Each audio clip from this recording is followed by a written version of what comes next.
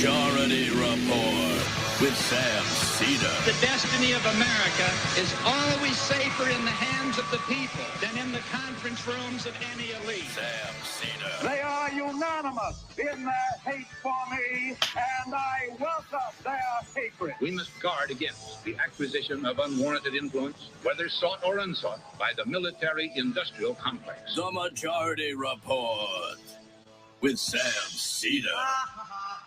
If I get the feeling you've been cheated.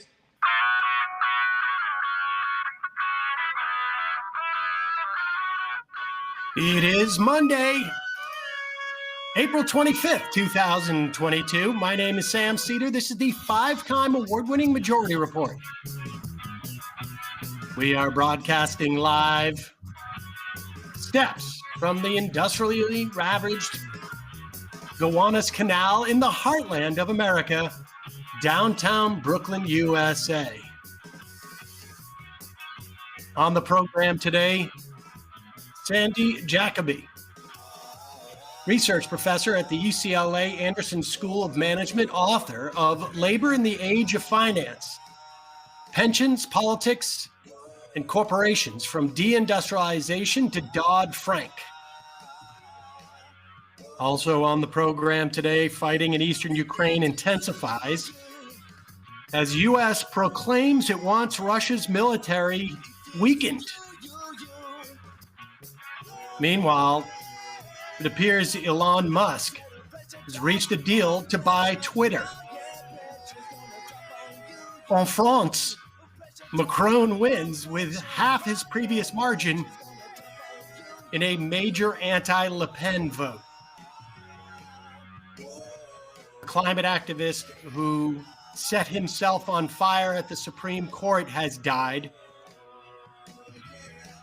Republican leader McCarthy scrambles to get back in Trump's good graces after recent audio showed he was a liar. January 6th committee starts to reveal deep involvement by Republican lawmakers in their bid to overturn the 2020 election. Beijing locks down in a bid to stem the rising COVID numbers there. The Supreme Court hears a case involving a football coach who insisted on prayer for the team after each game. And the National Labor Relations Board sues Starbucks for organizing retaliation. All this and more on today's Majority Report. Welcome, ladies and gentlemen. It is good to be back, at least in part. Hello, Emma. Good to see you again. Hello. Good to see you. Not yet in person, but not yet soon in enough. Person. I am just out of an abundance of caution staying at home today. And I will be in studio tomorrow, and partly out of an abundance of caution, but also, Emma's been holding down the fort. Emma will take a day off tomorrow, and then I'm sure by Wednesday I will be, as of today, I am about 15 days out from testing positive and about 17, 18 days out from first symptoms. I think people can hear that I'm still got a little bit of nasal stuff going on. I got a little tiny bit of a cough. I may, hit that wall soon, but for the most part, I'm feeling better. It has been exhausting. This is the sickest I've been. Maybe there's been another time I've been sicker, but I certainly don't remember it. This is the longest I've been off of work in years and years and years. Yeah, it's not happened since I've been here that you've had 2 weeks where you haven't done at least like a pre-recorded interview for the shows. No. And, last week was a planned vacation, which turned out to be just more of a convalescence. But yeah, what'd you do? You just were recovering basically? I watched like 12 episodes of Mad Men every day. And good use of your time. That's my favorite show ever. I really couldn't. I couldn't even read for most of the time because I would fall asleep. Yeah. But I don't think I've missed 2 contiguous days because of illness ever on this show or even during the radio. And I barely have missed a day here or there. And I missed more, I think, that first week than I ever had in the past. It was no fun. And, you know, there are some people who get it and it doesn't have much of an impact at all on them. I've heard plenty of stories of people within my circle of, you know, of acquaintances and friends who had a very similar experience to mine. Didn't test positive until about 3 days into symptoms, had a horrible sore throat. And it was tough. And, you know, I just read the other day that Walgreens is showing a 26% positivity rate on their testing. And so, you know, it's out there, folks. It's in New York big time, but I don't think as a society, we've just decided that we're just not going to take it seriously anymore. That's it. We're done. And I Although don't I know. will say, like, I went to the theater on Friday. It was a gift for my birthday from my mom, and we went, and the whole theater was masked, and you couldn't even bring a bottle of water into the show or anything like that because they didn't want you taking off your mask in the middle of the performance. So there are still some pockets of the city that they're taking it seriously, even if, like, the larger nation has decided. I mean, half the people on the subway at this point don't wear masks. So there's Yeah, that. that's I still, you know, I'm fairly sure I got it in a restaurant. I think I had gone out to eat 3 times since 3 times indoors, probably in 2 years, but all of it happened since the beginning of March. And I think I just got a little overconfident. In every other place I go into, I wear a mask. But so, you know, you never know. Nobody else that I ate with got it, but I don't know. I haven't come across anybody I gave it to or anybody who I got it from. So Bizarre. Yeah. One never knows. All right. With that said, it's nice to be back, and there's some good news that over the past couple of weeks, and one of them has been the story of sort of the rising labor activity that's been going on in this country. National Labor Relations Board is suing Starbucks for its retaliatory firing of 3 Starbucks workers who were trying to organize.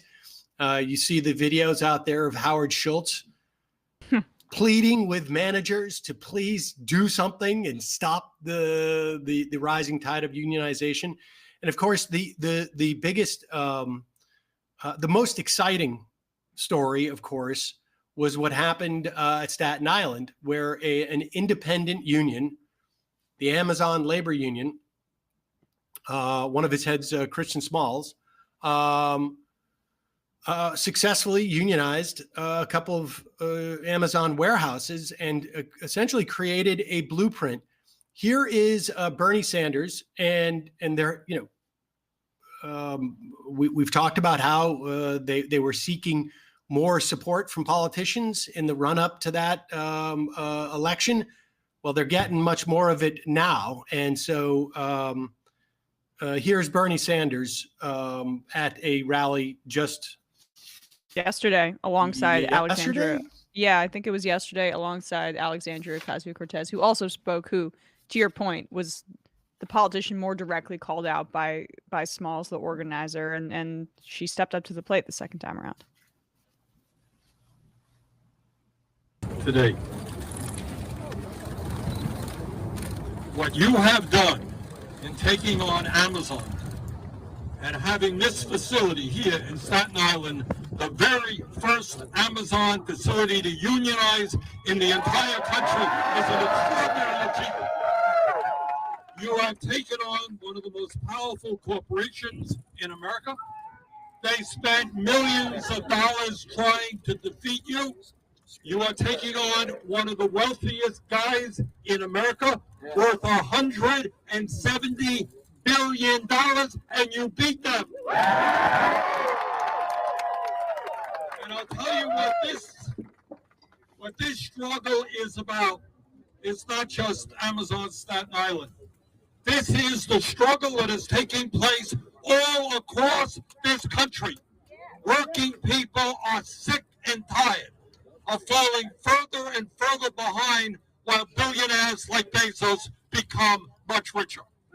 Now, when you're worth $170 billion, as Bezos is, when you got a corporation that is making huge profits, you know what? You can pay your workers good wages, you can provide good benefits, and you can have decent working conditions, not what you got right now. So I want to tell you, you may not know this, but you have been an inspiration for millions of workers all across this country. Because they have looked at you and they have said, these guys in Staten Island, New York, stood up to an extraordinarily powerful corporation. If they could do it in Staten Island, we can do it throughout this country.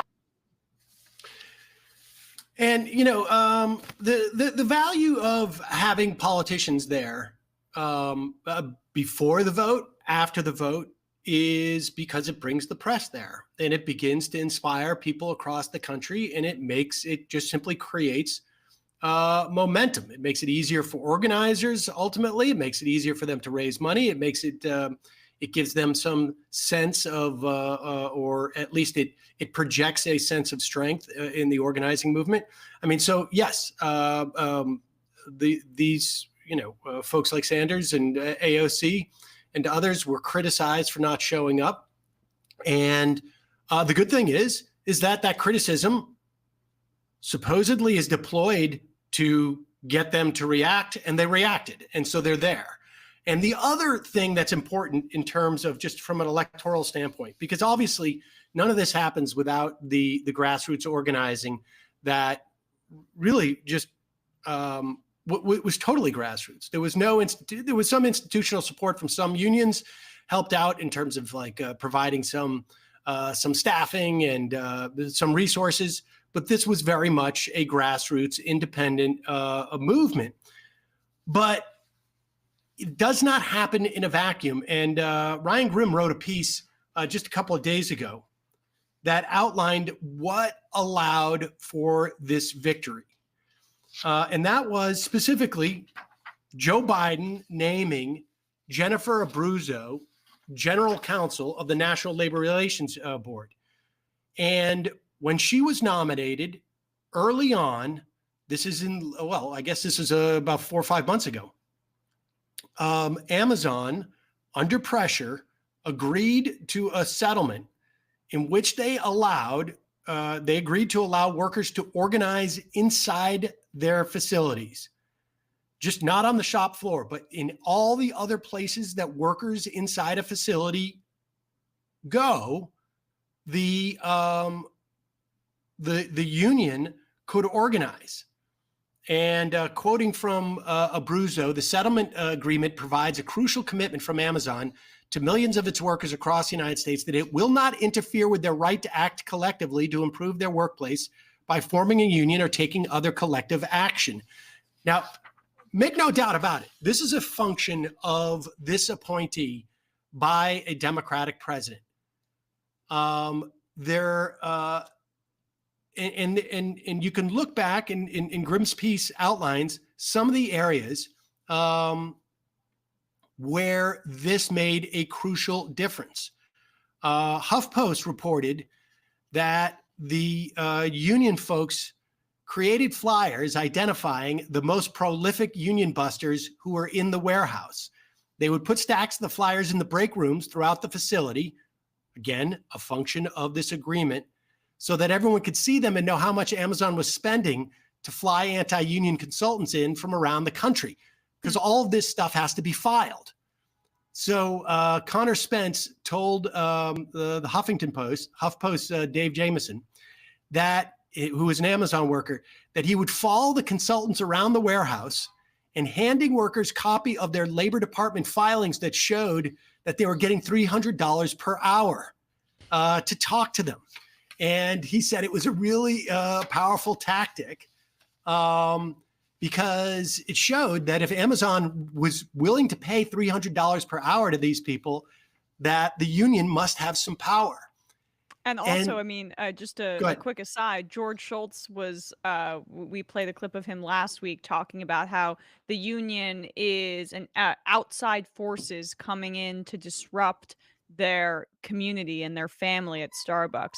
Pretty sure the definition of outside forces are lawyers being hired at $300 an hour for the explicit purpose of busting the union, aka the internal family. Yeah, that Howard Schultz, by the way. You Oh, have to say Howard Schultz. George. I said And- George Shultz. Sorry, my Yes. apologies.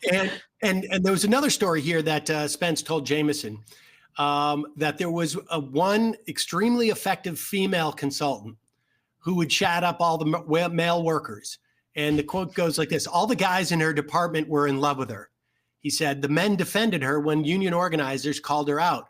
But when they produced copies of her disclosure filings showing that she had made nearly $20,000 for 1 week of union busting, they felt betrayed. And this was all just that material benefit of being able to organize within the facility and just outside the warehouse, where, Smalls has recounted where they would meet, they would feed people, they would share weed, whatever it was.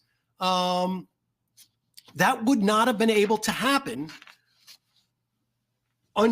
maybe under an Obama administration. I don't know, but certainly under a Trump administration, that's not going to happen.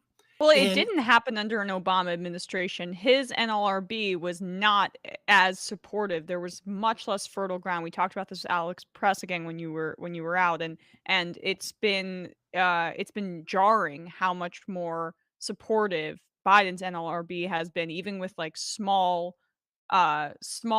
movements like this. Yeah, and it makes a big deal. In the final analysis, these small mechanical sort of changes allow organizing, give organizers, some advantage. And so this is an important thing to keep in mind. These are not mutually exclusive sort of endeavors. But we will talk more about that in the weeks and months to come. But first, a couple of words from our sponsors before we get to Sandy Jacoby. I have relied heavily on this next product over the past 2 weeks to stay hydrated. When you push your body too hard or when you feel run down, as I have, very important to stay hydrated. 1 stick of Liquid IV Hydration Multiplier in 16 ounces of water hydrates faster and more efficiently than water alone. Plus, Liquid IV comes in refreshing flavors like watermelon, lemon lime, strawberry, pina colada, or my choice for today, the orange immunity one. That's the one I've been on for a long time, actually. Liquid IV contains 5 essential vitamins: B3, B5, B6, B12, and vitamin C. With Liquid IV, you get 3 times the electrolytes of traditional sport drinks. It is made with premium ingredients. It's non-GMO. It's free from gluten, dairy, and soy. Has the science of cellular transport technology, and it makes Liquid IV so effective. It's designed to enhance rapid absorption of water and other key ingredients into the bloodstream. Liquid IV is on a mission to change the world. The company has donated over 20 million servings globally. It has been a huge mainstay for me. Well, I mean, look, on any given day, I'm drinking a bottle like that, at least of it. But the past 2 weeks, staying hydrated has been one of the key things that my doctor said to me. Of all the things you're going to do, make sure you stay hydrated. This has been a huge boon to that. You can grab some Liquid IV in bulk nationwide at Costco, or you can get 25% off when you go to liquidiv.com. Use the code MajorityRep at checkout. That's 25% off anything you order when you use the code MajorityRep, R-E-P, at liquidiv.com. Experience better hydration today at liquidiv.com. Promo code MajorityRep. Also, got a small business, you know that things may be, some of your inputs costing a little more these days. If you're looking for a way to cut costs, mailing and shipping is a great place to start. can use stamps.com to mail and ship and get access to exclusive discounts and great rates on shipping from USPS and UPS. For more than 20 years, stamps.com has been indispensable for over 1 million businesses. Stamps.com, you get discounts you can't find anywhere else, like up to 30% off U.S. Postal Service rates and 86% off UPS rates. Stamp.com seamlessly works with Shopify, Amazon, Etsy, eBay, and more. All you need is your regular computer and printer. You don't need any special supplies or equipment. Super easy. I could have been shipping stuff all the past 2 weeks if I was still sending out DVDs or swag these days. Back when I did, I used stamps.com. Incredibly convenient, particularly if you can't leave your house for 2 weeks. Start mailing and shipping with stamps.com. Keep more money in your pocket every day. Sign up with promo code Majority Report for a special offer that includes a 4-week trial plus free postage and a digital scale. There's no long-term commitments, no long-term contracts. Just go to stamps.com, click the microphone at the top of the page, enter the code Majority Report. And lastly, according to the latest research, 90% of employers plan on making enhancing the employee experience a top priority in 2022. See that? Like one of the things that we've done here at the Majority Report, I don't come in when I have COVID. Just to make things better for the employers. And plus, you could see the new desk I got, Matt. Can we see it in the background? Oh, yeah. Can we see it? Pop up there. Okay. I mean, things I haven't. Show your I face. I was in the middle of fixing all that stuff. But yeah, you make a nicer place. You don't come in with COVID, all sorts of things I'm doing for. All right, there we go. There it is. But if you need to add more employees to your team, ZipRecruiter. ZipRecruiter's matching technology helps you find the right people for your roles fast. Right now, you can try ZipRecruiter for free at ziprecruiter.com/majority. ZipRecruiter uses its powerful technology to find and match the right candidates up with your job. Then it proactively presents these candidates to you. You can easily review these recommended candidates, invite your top choices to apply to your job, which encourages them to apply faster. ZipRecruiter's technology is so effective that 4 out of 5 employers who post on ZipRecruiter get a quality candidate within the first day. That's how we got Brendan. I use ZipRecruiter. I interviewed a bunch of very talented people, and Brendan was pulled in by ZipRecruiter. They went out and sought him, came in. He was perfect. He was like literally genetically designed for this job. You can find the right employees for your workplace with ZipRecruiter too. Try it for free at this exclusive web address, ziprecruiter.com/majority. That's ziprecruiter.com/MAJORITY. ZipRecruiter, it is the smartest way to hire. All right, we're going to take a quick break. When we come back, we'll be talking to Sandy Jacoby, research professor at the UCLA Anderson School of Management, author of Labor in the Age of Finance, Pensions, Politics, and Corporations, from Deindustrialization to Dodd-Frank.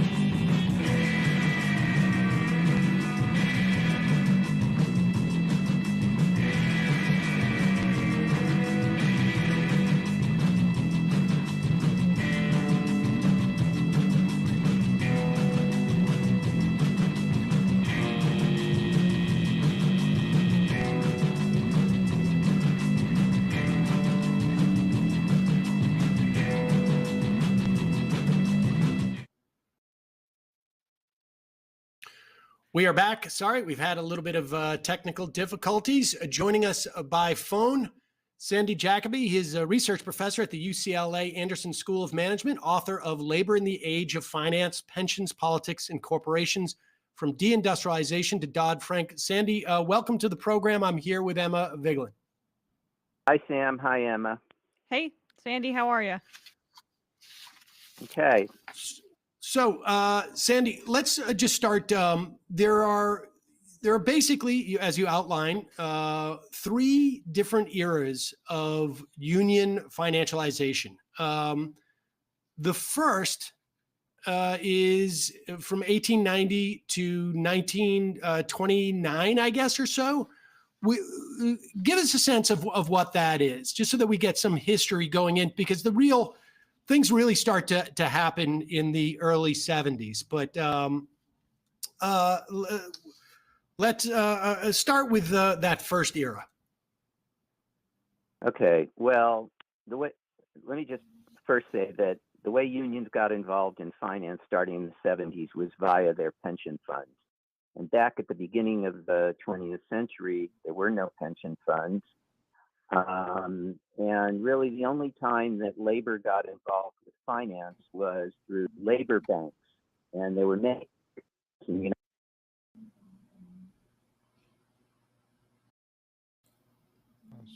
Have we lost him? He is no longer on the line. All right, folks, we're going to take another quick break. We're going to see if we can get Sandy back on the line.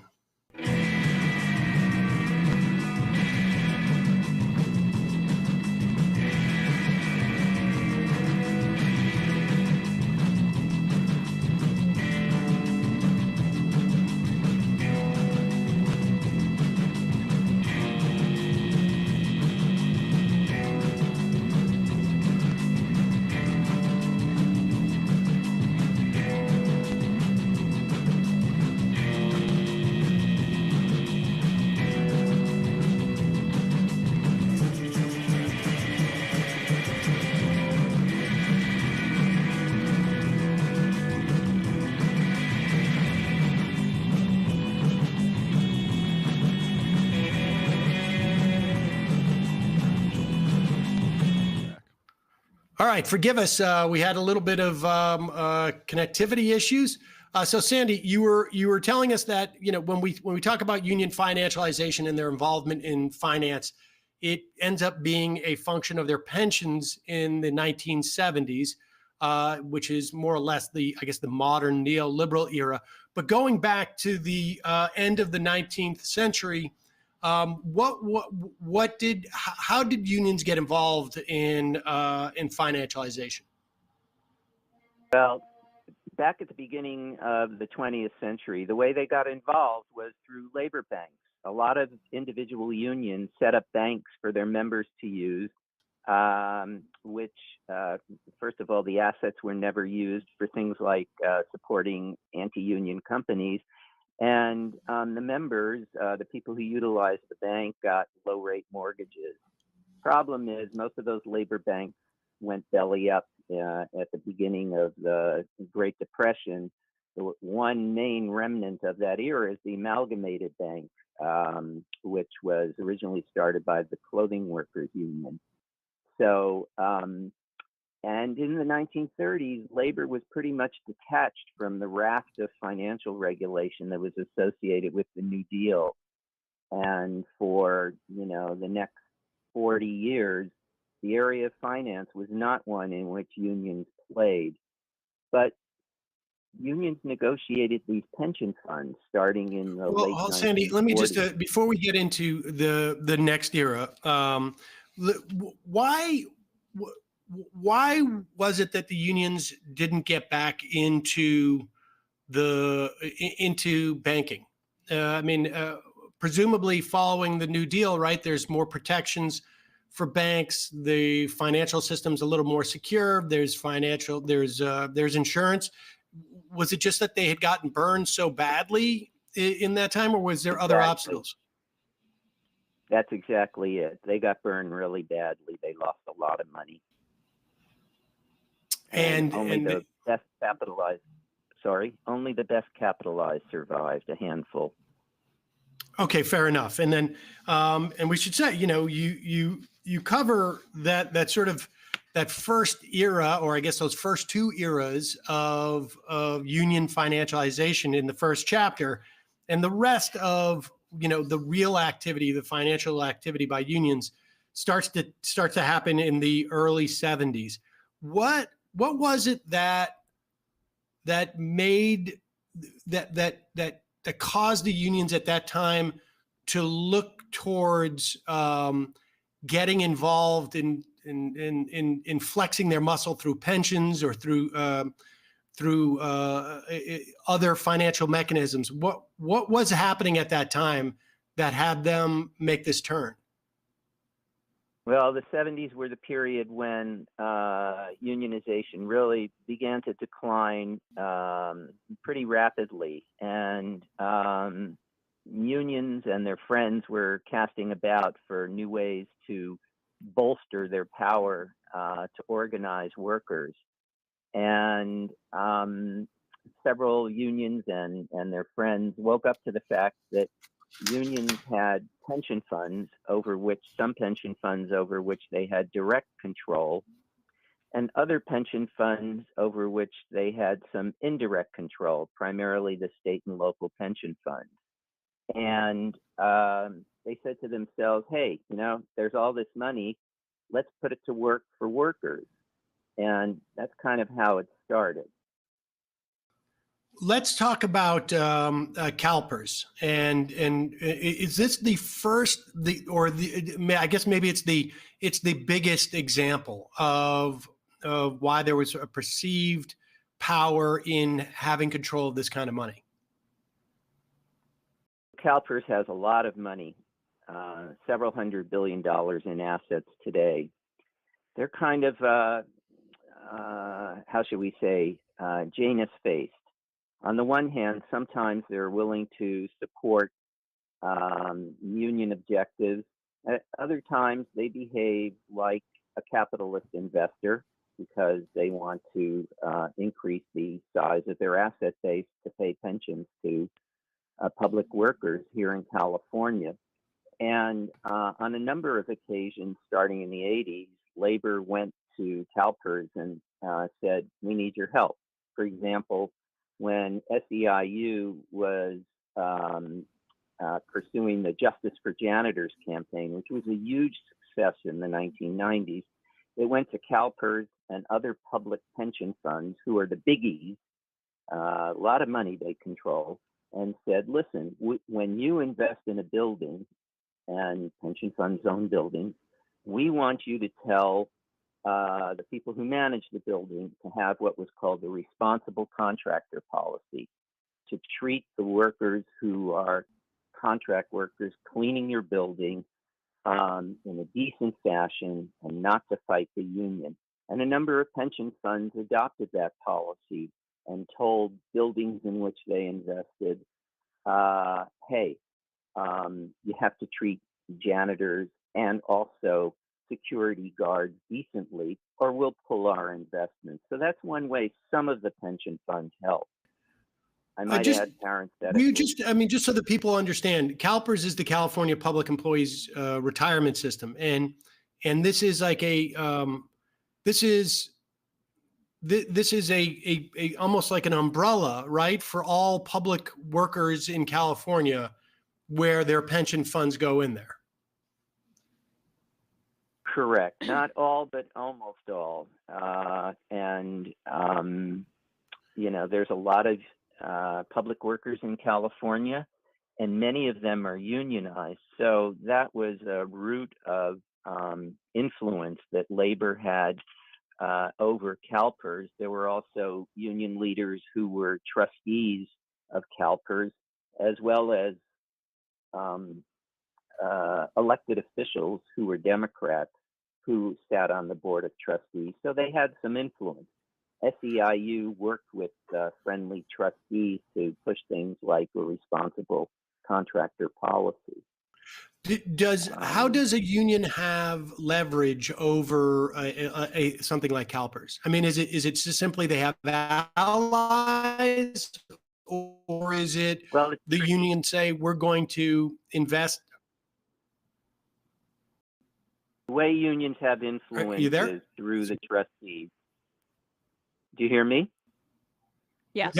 Yep, I can hear you now. The way they do it is through the trustees. And who are the trustees? They're, first of all, elected officials, a number of elected officials who sit on the board. Some of them are ex officio, usually the state treasurer, and it's a similar setup in some other states.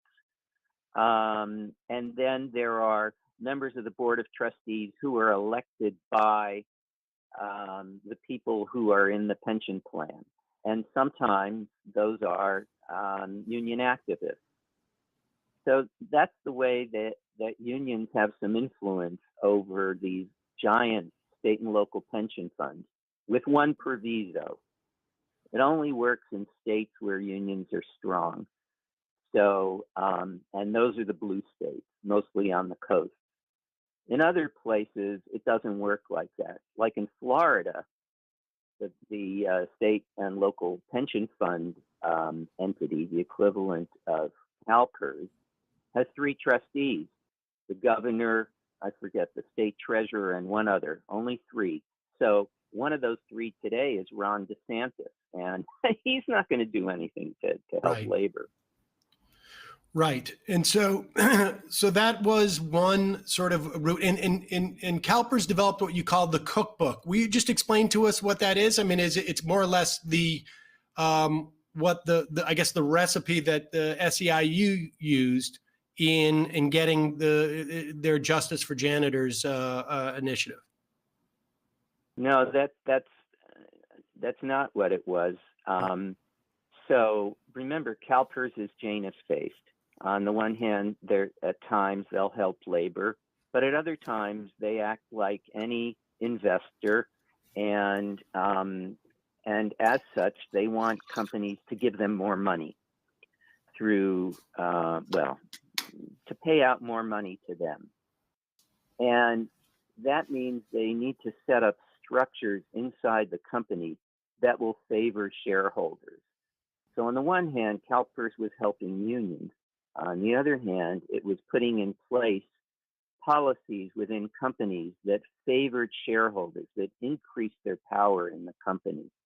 And that's kind of the conundrum of this whole involvement of unions in financialization through pension funds. They can get some support, but they have to put up with policies that favor shareholders and favor shareholders at the expense of workers. And I can say something about that if you want. Yes, yeah. I mean, that. So the cookbook is what exactly? Well, I think the main part of the cookbook was the adoption of stock options and stock-based pay for executives. Really takes off in the late 1980s. At the same time that pension funds are flexing their muscle. And once an executive, a CEO, has her or his compensation tied to share price, that's all they pay attention to. They're not going to worry about their workers. They're not going to worry about communities. The only thing they're going to worry about is boosting that share price. And it was the big pension funds like CalPERS that pushed for that, as well as some other policies that raised the power of investors in American public corporations. And that. Sorry, just a quick question. How did that coincide with or pair with the decline in many industries of pension plans and the rise of, say, 401ks, where more money is going into the marketplace, as opposed to going into pension funds where it doesn't benefit necessarily the stock market? Yeah. So the rise of these individual pension plans was a way of shifting workers' retirement money from a guaranteed check, the traditional pension, where you're guaranteed to get X amount every month, kind of like Social Security, to a system where you're on your own. And, if you make bad investments, you're not going to have very much money when you retire. And I should say that most of these individual accounts, when people retire, they have practically no money in them. It's a very small amount because people find it hard to save. And the shift to these funds was something that was happening alongside but partly detached from the power of shareholders inside companies, except to the extent that shareholders benefited when the corporations had to put less funds into workers' retirement. So I want to go back to just this dynamic of the big pensions get caught up in the 70s and in the 80s in this sort of growing movement of shareholder power, which on one end of that, one side of that coin is stuff like that, Ralph Nader is doing, or that the anti-apartheid movement was doing, where the shareholders are trying to wield power over the corporations. Simultaneously, it increases the importance of this concept of shareholder value, which sorry. Well, go ahead, because the implications of that, which you touched on just a moment ago, are really big in terms of, I think, wealth inequality and a lot of the problems that we have with the changes that have marked this sort of neoliberal era. But just talk about that concept of how there were unintended consequences that came with giving shareholders the power to sort of, exert, I guess, corporate governance. Yeah, so let me just run through something really quickly.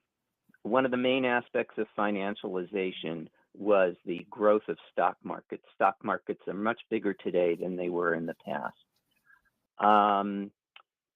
People, at the same time stock markets are going, the rich who own most of the stock in the United States are giving their money to giant asset managers like Fidelity and State Street. And they hold most of the stock as trustees for rich people, and they have power over companies, okay? And they're telling companies, listen, you got to manage on our behalf or on our client's behalf and focus on share price and nothing else. So what happens? What happens is you get labor squeezing, right? Shift pension money into these individual accounts, like you said earlier, push down wages, fight unions, and the result of that is increasing inequality. Okay, hit the pause button. Let's shift back to what unions were trying to do. I'll give you an example. Let's say labor has a beef with Starbucks or Amazon. One thing that it can do is file a shareholder proposal that might make the company look bad, right? Like they might say, hey, last year your CEO received. Oh, we've lost you again. Are you there? He just dropped off. Oh, shoot. All right. Well, we'll bring him. Try and get him back on as we stay on. Sorry about this, folks. Very frustrating. The one thing to keep in mind here is, and I will get into this with him as we were talking about the sort of the implications of these large asset funds pushing companies to increase shareholder value. And the way that you do that, of course, increasing shareholder value, is by very often short-term returns is you cut your labor force. You cut back on the quality of the product you're putting out. You don't do as much research and development. You're not looking for the long-term health of the corporation. You're looking for it to pay off as much as possible, short-term, mid-term returns in the stock market. And do we have him back? Yes, I'm okay. pulling them in. Bring him back in. Bring him in. Hi, Sandy. Okay. Hi, Sandy. So I'm sorry, out. Sandy. I'm sorry. We lost you there. But Yeah. but before we go into this next thing, I just want to stop at that. Take another little pause at the asset managers who were increasing pressure on these corporations to deliver stock market value. It seemed there was also something else that happened at that time that was also an accelerant because of the way that executives were compensated. And changes in capital gains taxes made it more profitable for executives to be paid in stock. And so they suddenly, the leadership of the company, both the board of directors and the CEO and the entire C-suite, is operating not unlike these big asset funds in wanting the shareholder value, which was a misaligned incentive in terms of like long-term health of the corporation or helping labor or the community at that point. Exactly. CEOs no longer balance the interests of different groups. They now prioritize shareholders. I have to say one thing though. We often, progressives often blame a lot of the problems with corporations on CEOs. The fact is that I think a larger share of the problem has to do with the power of these giant asset managers. And when it comes to extracting money from companies, extracting value, the bulk of the money that's being paid out as dividends and share buybacks is benefiting shareholders, not CEOs. What CEOs are paid in an average company is a pittance as compared to the money that's going to shareholders. And that comes at the expense of workers. However, let me just push back just a little bit on that, because, you know, there's been, I don't know if you've read much of Bill Lazanik's work out of UMass, but it's a pittance relative to the money that's going to asset managers. But if I'm a CEO, you know, a $10, $20 million, $30 million payout, it's not a pittance to me. I mean, it's really I'm not weighing the relative, you know, I mean, I imagine there's the strength on both sides, but if there's nobody, if the board and the CEO are completely aligned with these asset managers for the most part, because they're all looking to just increase the stock value, regardless of the long-term implications of it, it's neither here nor there as to which one is the sort of the central figure if they're all aligned anyways.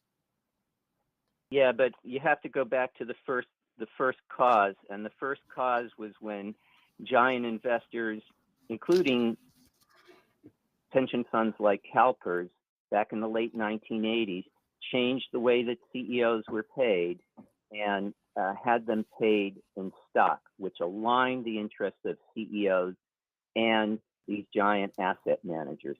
CEOs made more money, but shareholders made a lot more money. And I'll give you one fact, which comes from a recent study done at Berkeley and NYU. Since 1987, 50% of the money that shareholders have received represents a reallocation from worker pay. And it's a ton of money that shareholders are getting. And one way it's happening is by less money going to workers. And of course, there's more money going to CEOs, but it's small compared to what shareholders are getting. I hope that makes sense. It's kind of like a Rube Goldberg machine. Well, it's also stock buybacks too, right? In terms of just this intertwining between and the proliferation of that, this intertwining between or the blurring of lines of the CEO role and inflating shareholder price above all. Yeah, Bill Lazonic was right on the money. And the way that companies pump money into shareholders' pockets is through dividends and through share buybacks. They're both important. And when you combine them, they're called payouts. And the payouts going to shareholders have been enormous in recent years. And instead of that money being shared with workers, it's going into the pockets of the rich who own most of the stock in the United States, and a smaller amount into the pockets of CEOs. And in the discussions of inequality today in the United States, not enough attention has been paid to the role of shareholders in extracting value from companies. And essentially the unions sort of by attempting to use their stakes in these pensions ended up sort of reinforcing that dynamic. Well, they were in trouble. So go back to the example of filing a shareholder proposal at Amazon to do with a CEO not maximizing the share price. In order for them to get votes in favor of that proposal, they have to get support from the giant shareholders who own most of Amazon's stock. And the only way those giant investors are going to support a union proposal is if it's in their interest. So it's in their interest if the CEO needs to be pushed to raise the share price. But if if a union files a proposal in that kind of domain, they'll vote for it. They don't care if the union has what's called collateral interest. They care about the fact that the proposal will increase the amount of money they get. And if it supports some union objective, they can live with it. So at what point does the unions, or did the unions, or does in some instances, begin to sort of realize that the unintended consequences of attempting to leverage power by being shareholders, essentially, or their pensions, is not effective?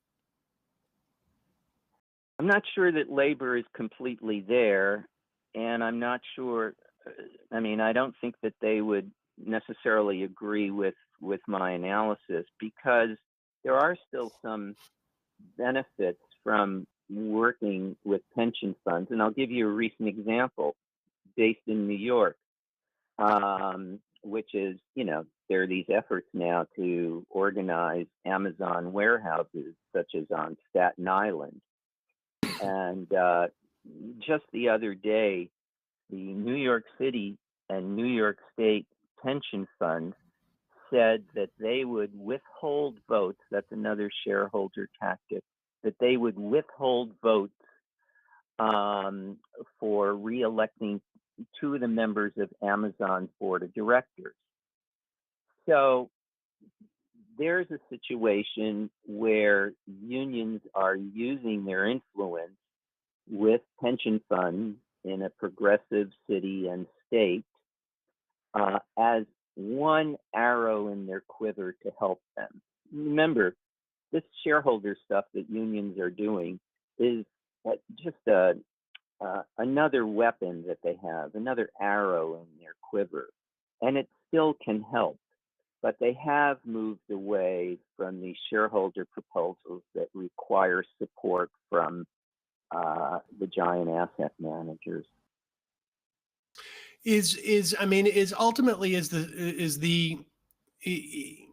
If they have sort of like backed off some of the more, some of the the positions or tactics that ultimately lead to enhancing this idea of shareholder value, is it really the only thing that's going to ultimately make a difference? Is maybe a change in the tax code or at the SEC, something to the effect of rolling back the ability of companies to do stock buybacks, or a change in the dynamic between, or the delta between, capital gains and just income tax? Well, first off, let's remember one of the key things that unions offer to workers is a decent traditional benefit like Social Security, where you get a certain amount of money every month. And so they're in a tricky position. They want to help their pension funds, at the same time leverage them for organizing purposes. And I don't think this whole dynamic is going to change until the unions put some distance, some space between their organizing interests and the interests of pension funds. I also think that unions have to get more involved in an effort to de-financialize corporations.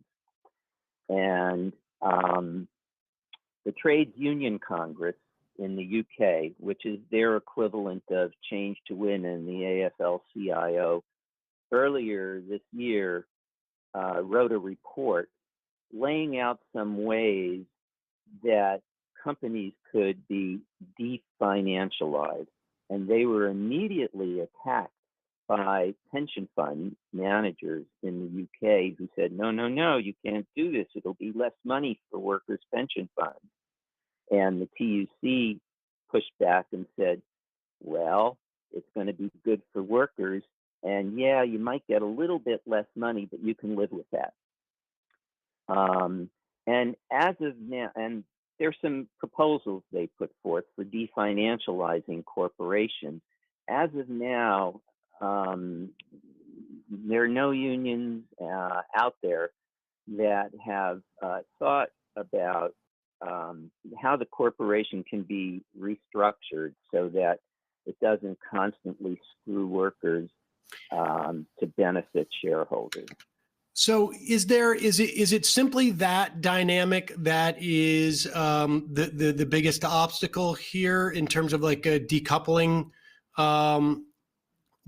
unions from being so heavily invested, I guess, in that shareholder? Or is it there, you've got this one dynamic where if we de-financialize these corporations, it could theoretically mean smaller pensions down the road, because you're not going to get the same sort of rate of return from the stock market theoretically that you would if these companies remain financialized. That's sort of a little bit theoretical, it seems to me. But assuming that's the case, is that the only source of tension, or is there any other conflicts that exist within the context of union leadership as to why they might not be as willing to engage in that de-financialization of corporations?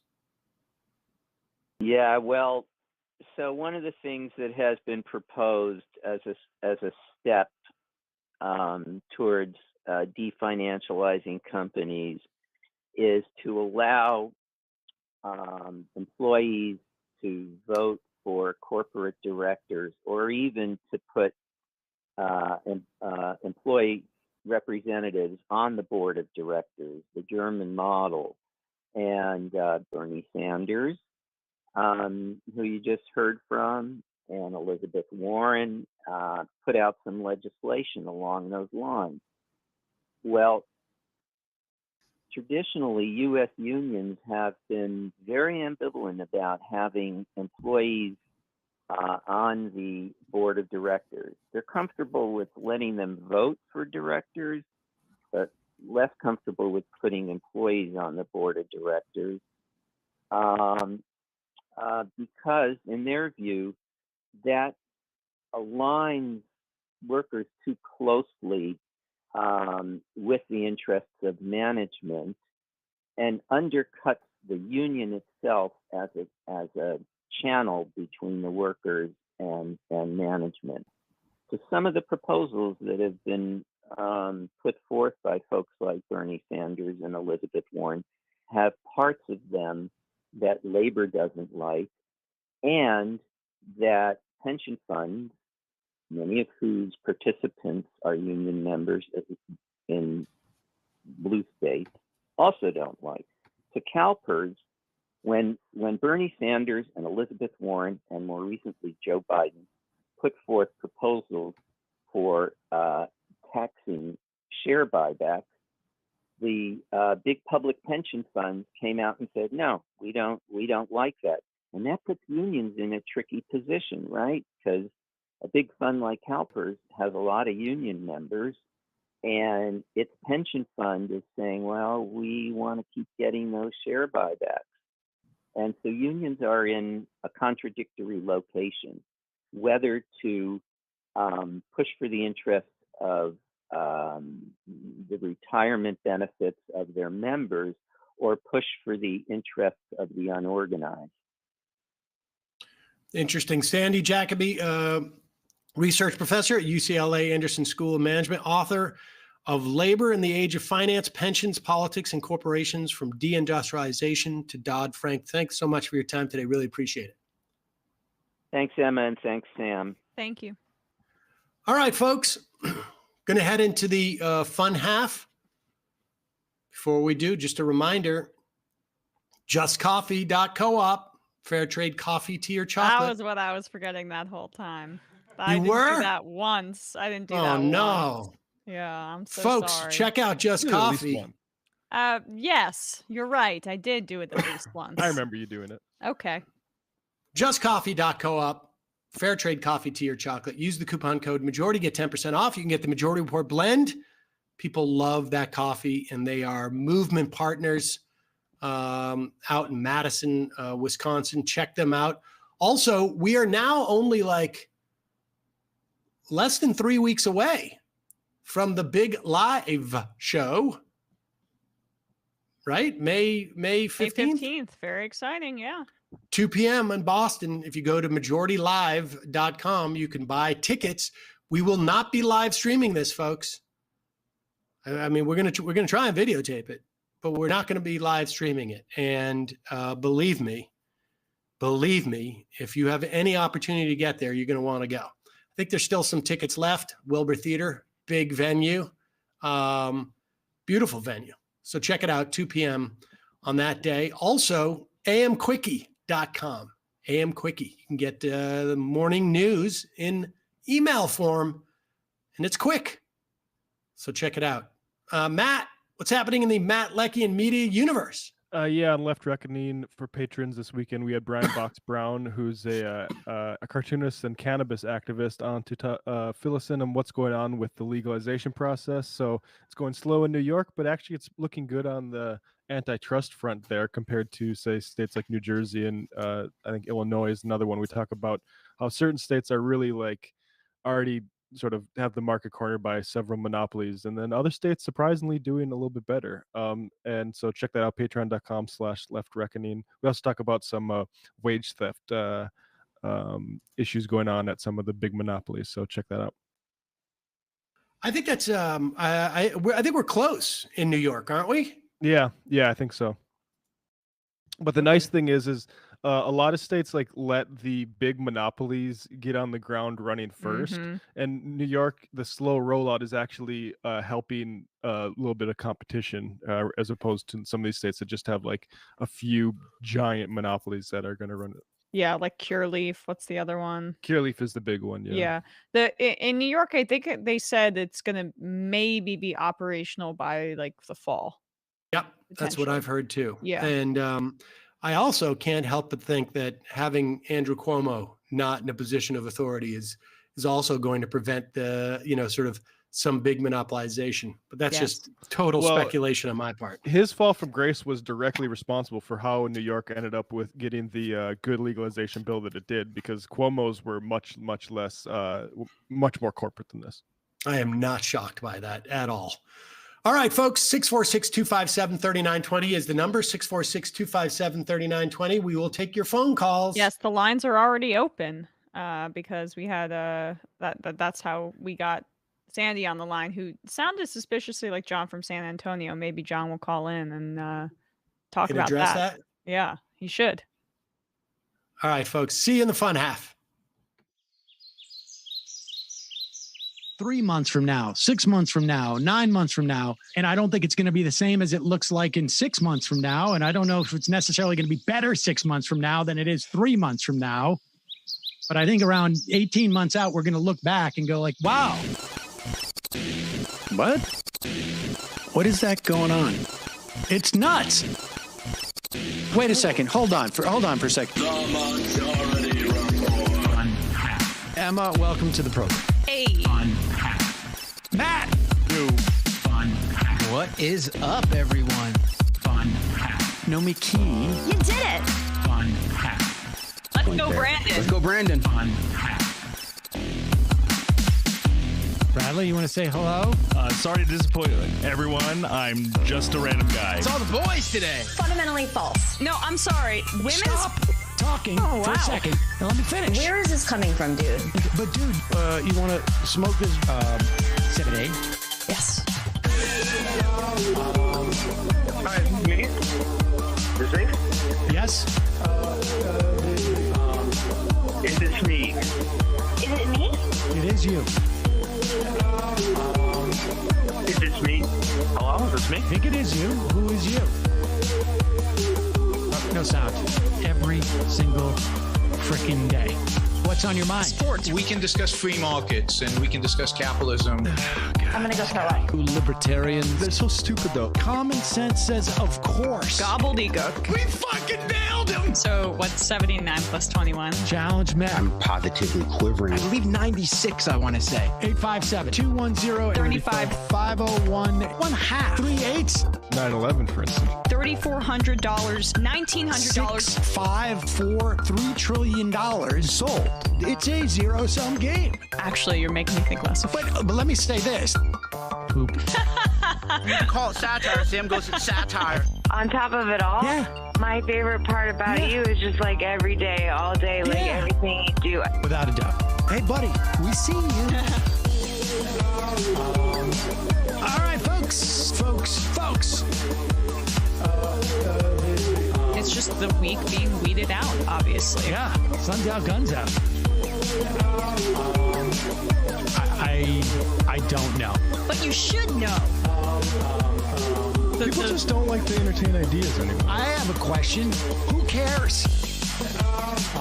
Our chat is enabled, folks. I love it. I do love that. Look, gotta jump. Gotta be quick. I gotta jump. I'm losing it, bro.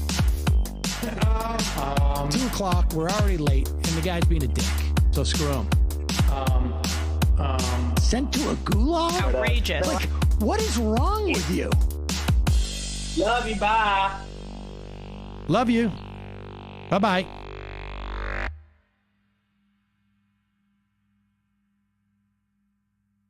Back. We are back, ladies and gentlemen. It is the fun half of the program wherein we take your phone calls. And Am I handling phone calls on this end? I can actually do it from here. Oh, you can, huh? I Just think so, all- yeah. All my power just Yeah, I slipping just away have, from me. exactly. Because you can access it from home. I hate modernity. Yeah.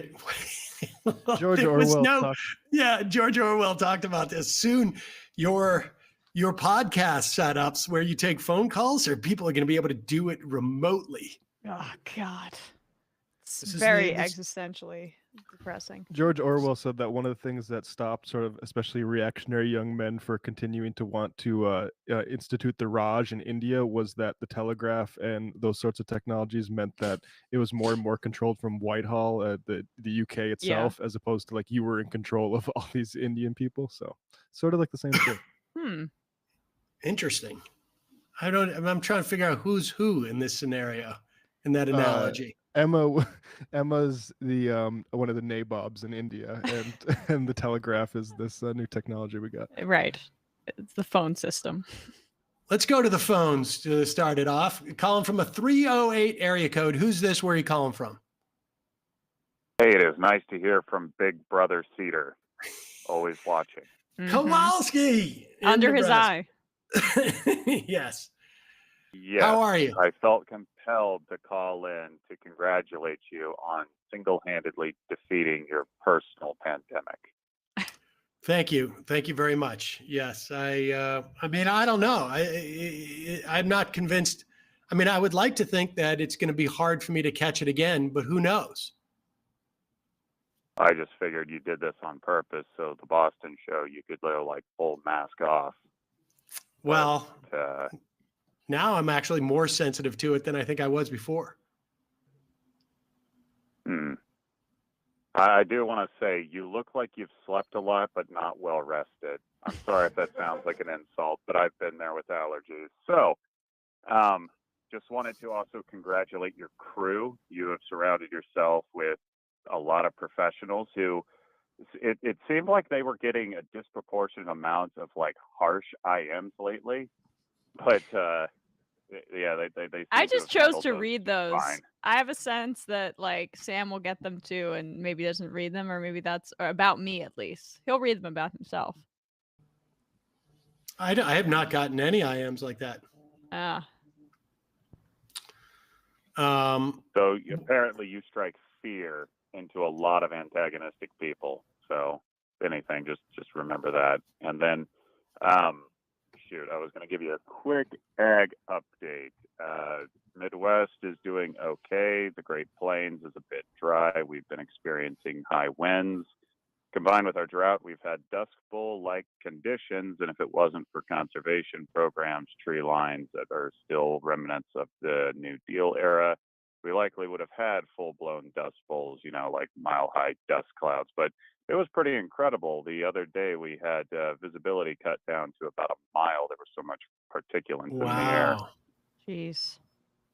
Good thing you got those masks. So, yeah, I'm sure people were just out there breathing it in, saying it wasn't real.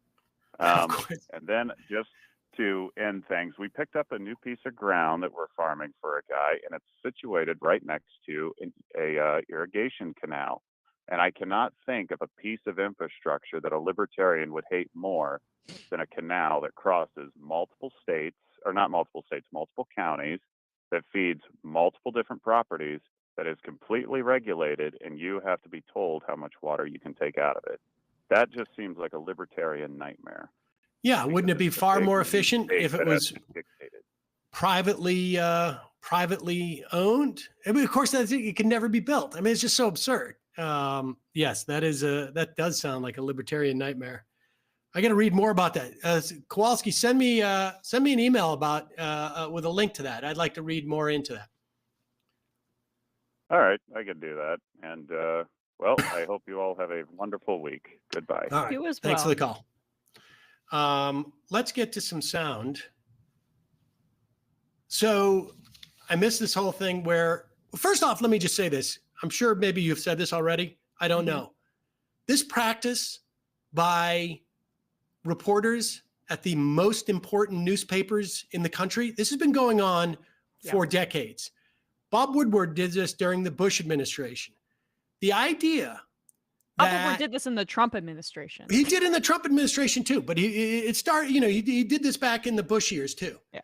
The idea that when we read these most prestigious newspapers in the country, some instances in the world, we presume that the reporters are telling us what they know of the most important and relevant stories at the time of their reporting. I think everybody understands, well, you might need time to develop a story. You might need, you want to make it ironclad. You want to make sure that you have it sourced properly. People understand that. But the idea that key elements of a story are being withheld so that they can monetize this more And it's happened in plenty of places. I mean, there were some people who accused, The Intercept of doing the same thing with some of the Snowden revelations. But the bottom line is, it is reprehensible. It is, as far as I'm concerned, it's fraud. It's fraud. Yeah. And I don't understand, I imagine the New York Times has some...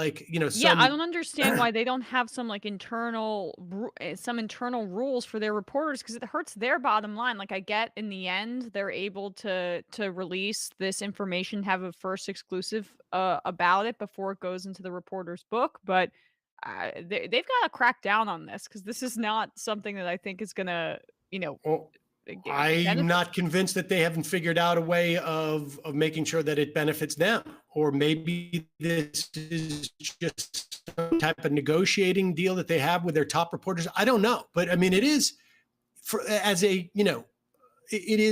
it seems to me just incredibly offensive. With that said, the New York Times have been sitting on, presumably, audio of Kevin McCarthy saying 180 degrees in private, 180 degrees in private differently than what he was saying publicly in the wake of January 6th. I'm sure this would have implicated the impeachment. I don't see how it couldn't have at that point. And, at this point, its value is, I don't know, maybe it creates some friction between McCarthy and Trump, but it sells books, is basically what the value is. And between Liz Cheney and McCarthy, who, I think it could not be more clear that Liz Cheney was the source for this. Very possibly. Yeah. And you have McCarthy. And so it's interesting to watch the Republicans deal with this. Here is Nancy Mace. She's Republican from South Carolina. And was she a never Trumper? Or was she or was she just sort of like? I think that she just vaguely criticized Donald Trump, and so then he retaliated against her. She was just not a full-blown MAGA, so that's why he went after her. But they all become full-blown MAGAs in time, don't they? Here is Nancy Mace with Fox Business's Neil Cavuto. Watch how hard she runs away from this. You did mention leadership, and I'm wondering what you make of these revelations of Kevin McCarthy, what he said at the time, and that audio tape has leaked out now that at the time of the attacks, he was even calling for President Trump to resign. Said later on, talking to House members, quote, he bears responsibilities for his words and actions, no ifs, ands, or buts. Let me be very clear to you, as I've been very clear to the president. If this builds to something, do you think he should be your leader in the House? I support Kevin McCarthy 100%. He supports my campaign and has supported me in office. He's one of the reasons that I'm on the committees that I have today, that I have asked for and earned, both on the transportation infrastructure. No, I know that he's been very helpful to you, but oversight. He said he had never said these things, and now comes this tape that says he did say these things. So I'm just wondering if his credibility could be in question here. That far from supporting President Trump at the time, he was actually quite concerned about his rationale on January 6th and whether he was imperiling the country, down to even suggesting he resign. Right. I've read some of the headlines. I have not listened to the tapes personally yet. I'm working about 19 hours a day in the Low Country, in the district that I represent. No, I understand. But I still support Kevin. True, I support him. I have confidence. You would still support him no matter what. It's I water still under the support bridge. Kevin. Yes, sir. Water under the bridge. I don't. This is kind of I don't think a story that's going anywhere, but I support him wholeheartedly. Okay. First off, she's got time, despite the 19 hours a day that she's working, to show up on Neil Cavuto's show. She doesn't have time to listen to 3 minutes of audio. I mean, obviously live, but I love the idea of it's not really about the fact that he's just a liar. It's really just, I've just decided I'm not. I support him. The story's not going anywhere. And you know what? She's right. It's not going to go anywhere because none of this is operative anymore. And that is one of the things that's incredibly irresponsible, I think, by the Times in sitting on this information for so long. Yeah, I couldn't agree more. And I did enjoy like the small look of panic that she had when she realized she couldn't filibuster by listing every committee that she's on to Neil Cavuto in that response there. But I mean, like that's why, as you say, it was more imperative that this information came out in the wake of January 6th. The first audio recording was on January 10th. The second one was on January 11th. And as soon as it was clear that McCarthy's public statements were contradictory there, that's when the heat was on. That was when that information should have been released. But you know, that wouldn't have been as lucrative, obviously. Mesa's criticisms of Trump. I'm looking to see if there was more, but this is what I found. I supported him in 2016, supported him in 20, and still support his policies. Mace told HuffPost, "It's okay to have a difference of opinion on January 6th. It's okay to have a difference of opinion on a number It's of issues." literally not for Trump. I mean, Mo Brooks, what did he say? He vaguely said it's time to move on or something. If you are not full blown the election was stolen, Trump's going to be out for blood with you. And that's the case with the Rhino Nancy Mace. Very disloyal. I mean, here's the thing is that he is not having to address, has Trump even said a word about McCarthy? Not yet. I mean, not that I know of. It's hard because he doesn't have his Twitter megaphone. We don't really know every thought of his every day that. But he did a speech this past weekend. He did a rally. I mean, the bottom line is he could go on to Fox News. He doesn't want to address it. He's going to pretend it doesn't exist because they all can pretend it doesn't exist because none of this is all immediately like the history. There is no impending decision or action that McCarthy has to take. That's why this news is old and stale at this point. The only value is it's sort of like, frankly, it's clickability and its ability to be monetized by people who've written this book. It's really, it's such a massive failure of, by the theoretically the most important media. I don't know. Is it, truth dies in darkness or whatever it is? I guess that's Washington Post. But same thing applies. I mean, but the thing too here is that Trump may not have an issue with it as long as McCarthy was supportive of him privately. We don't know what he said to him privately, right? We know that he was saying these things to his caucus, and Trump has no issue with lying as long as, when you're doing my PR exercise to the public, you support me. McCarthy, for the most part, was behind him in that way. So Trump doesn't have an issue with him lying to the rest of the rhinos in the House, as long as their conversations were, in their private conversations, McCarthy was appropriately obsequious, and right. we have no evidence to suggest otherwise, except for McCarthy's characterizations of that conversation to Liz Cheney, which were probably a lie. He claimed, like, I said to him, you've got to take responsibility for this to a degree. I don't think that happened. So maybe that's why Trump is not going after him publicly. Let's take a look at Donald Trump, who did a rally this weekend in Ohio. He was at Delaware, Ohio, supporting J.D. Vance, who, I mean, I haven't seen any recent polling, but he was really in the crapper. Yeah. Is he still, what's the latest polling on him? See if we can pull that up. But here is, he's in a rally. He's endorsed J.D. Vance in the Ohio Senate race. And what that meant for Vance was a lot of new Peter Thiel money. Mm-hmm. Yeah. Here's Donald Trump. Me. Great. Go back. He's a guy that said some bad shit about me. Yeah. He did. Going blue. He did. But you know what? Every one of the others did also. In fact, if I went by that standard, I don't think I would have ever endorsed anybody in the country. You want to know? They all said bad, but they all came back. But I will tell you, he was tough, but the others were tough, and a lot of them said some really bad things. And ultimately, I put that aside. By the way, he's been incredible in the last period of time, long period of time.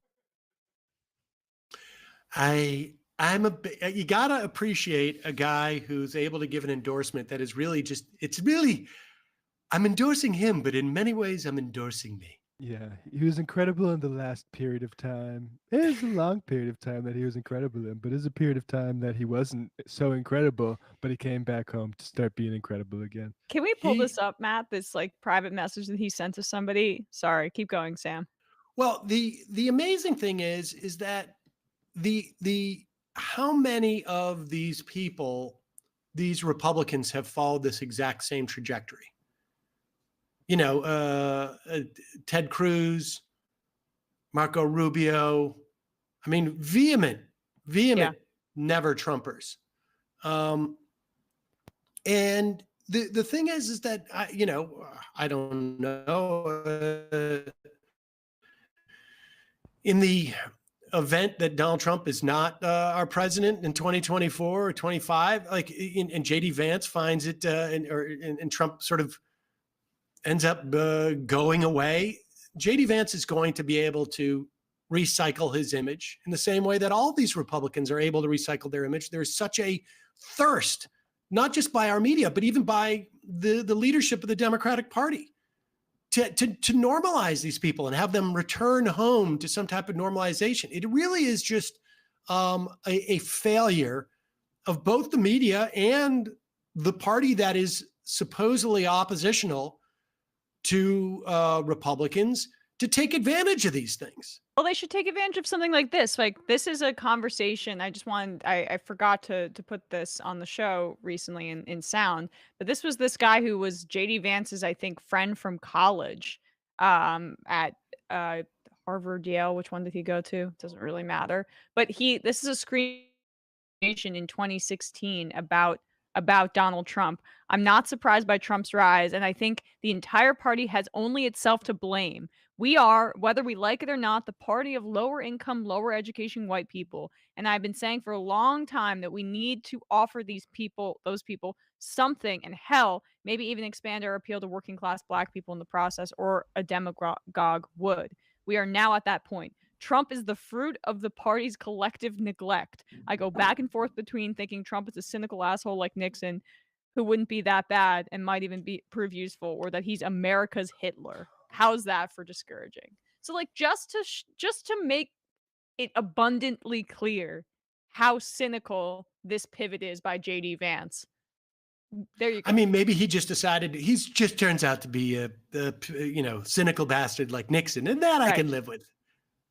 Yeah, but did you as soon as I saw this clip over the weekend, Sam, when he said shit, I thought of you, right? He's you mentioned that Trump goes blue when he feels like he can't get the crowd riled up in the way that he used to. And that's kind of what we're seeing there, right? He's starting to drop it. Yeah. This marriage between him and JD Vance does not seem organic even to the people attending that rally. Let me just say shit and see how that does with everybody. That's some bad shit. Yeah, I mean, I wonder what happens. Like, if I would be compelled to go see what shit he said about my boy Trump if I was one of those MAGA people, and I don't know what I'd feel about that. Yeah. Meanwhile, Trump was, rolled out all the bits this past week in Delaware, Ohio.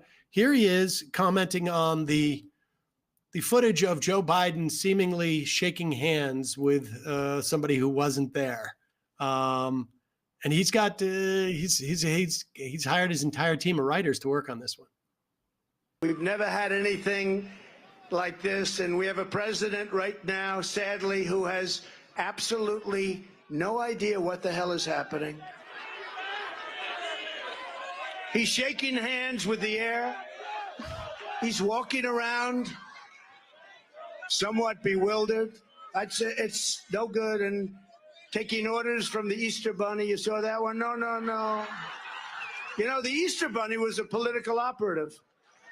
He did a good job, actually. That guy, we should hire that guy. He was very good. He said, no, don't talk to those people. We've never had anything. As opposed to Sean Spicer? Wasn't it Sean Spicer's like favorite part of his job that he was to dress up like the Easter Bunny? Yeah, Maybe it was Sean behind the mask. It's just he's really. He's just back to full on doing his stand-up routine at this point. Yeah. And I don't know. I can't tell whether it's resonating or not, but certainly, Biden's got to do something to change the narrative. I mean, it's just the bottom line. I mean, it's just that was what Fox News was running with last week. Some just like garbage about how Biden was getting into it, close face talking with some person at an Easter event about, I forget what it was. He was It is Ukraine or something. Ukraine, yeah. And the Easter Bunny ushered him away, and so Fox was like, "Look at that! You know, that's his handler behind the mask." And Trump's just repeating that. It's as lazy as he always was, except Biden's not black. But frankly, I think I think the bottom line is that as there is a vacuum that is created. There has not been any type of significant legislation passed. I mean, even if you want to credit the glorified highway bill for being a significant piece of legislation, that was 6 months ago, and 7 months ago. And it wasn't a terribly significant piece of legislation. The only other things that have happened is you've had the expiration of things like the child tax credit. You've had expiration of unemployment benefits. You've had expiration of like COBRA. You're going to have a soon expiration of subsidies to the ACA. The complete absence of any other story other than Joe Biden is shaking hands, or some variation of Joe Biden is shaking hands with nobody. There's a reason why it's going to start to resonate with people, because there is no other narrative. And you talk to people who just wonder, who don't follow politics that much. And I've talked to many people who said the same thing, like, where's Joe Biden? Part of it is, I think, like the country got addicted to the idea that you need to hear from the president every minute. But the other thing is, the question is like, what is the Biden administration doing? I know that he appointed a good lawyer to the National Labor Relations Board, and that has implications for organizing with Amazon. But that's not, your average American just that's not going to resonate with them. That's not enough. He needs to do some bold things that will, at the very least, capture the imagination of the broad, of the broad spectrum of the country. And, cancel student debt, if not for the policy reasons, just to remind people that you're there doing something. Yeah. It's the limits of the, bring us back to normalcy politics, because then you actually have to sell yourself. And Biden is entirely incapable of that. He lucked into an election where he didn't have to speak publicly for long stretches. And that's we're seeing the limits of his capacity in this moment. And it's going to hurt Democrats. It will. And I mean, we saw this coming from the get-go. Yep. Very problematic. There was a tweet that Ron Klain, the chief of staff, tweeted out the other day saying that Macron's popularity numbers were really low, and yet he still beat Marine Le Pen. And, when you got to hang your hat on that, you're in trouble. His margin of victory was halved. Yes. 10 million to 5 million votes. Yeah, there's a slight difference between the GOP and Marine Le Pen's party as well, in terms of the type of power that party has in their respective countries. And, it's also just there's a little bit of desperation where, I don't know. I remember doing I got hired to do a sitcom that was a remake of another version. And they paired me with Nancy McKeon, actually, who was from Joe from Facts of Life. Mm. And I said, I just not feeling it was supposed to be like a romantic comedy. I'm like, I don't really feel any chemistry with her. And they said, well, the last version of this show we did, they felt a lot of chemistry off camera. Apparently they had hooked up. but it wasn't there on camera. So maybe if you feel no chemistry off camera, maybe it'll be there on camera. And it's just like at that point they're just going like, you're getting paid a lot of money, just take the money and shut up. Yeah. But it's also just sort of like a desperate, we don't know what we're doing. And so, it really, really disturbing. Let's read some IMs, shall we? Let's do it. Let's see what we got here. I got this here. Train guy, my face cringed to Charlie Kirk's eyes after Sam said swag. All right. Los Tacos. So conceptual James, aka James Lindsay, is mad online. After all, he's been calling people on the left groomers, and now that people are posting pictures of him with a person he recently went on a road trip with, a person who was a major figure in a sex trafficking cult, NXIVM, the leader of the cult, NXIVM, got 120 years in jail, and the person Lindsay was hanging out with was involved in protesting outside of the jail, housing the cult leader. Oh, and sex cult leader is a convicted pedophile too. Huh. The search says this. We got it here. Just which picture the multiple, because James is mad, thinks that it's hilarious. These idiots are calling me a groomer, which he's been calling people all the time, because I took a picture with somebody at an event, and there's a bunch of pictures with them. So wow. Yeah. Wait. Will you go back to that last picture? The one where he's like showing his muscle off? Yeah, that's a mathematician muscle. No, they're dressed. They're doing the Breakfast Club thing right behind it there. Oh, is that what they're doing? Oh, I see. Yeah, pretty cool. Topical reference. It's such an odd thing. Like, hey, there's a poster. Let's do that. The nerdiest thing in the world. Yeah, Breakfast Club, overrated. Anyway. Maybe if that was all that cult was up to, we wouldn't have such ammunition against. No, James. we would not. No. War on Christmas. Oh, sorry. Go ahead. No, go ahead.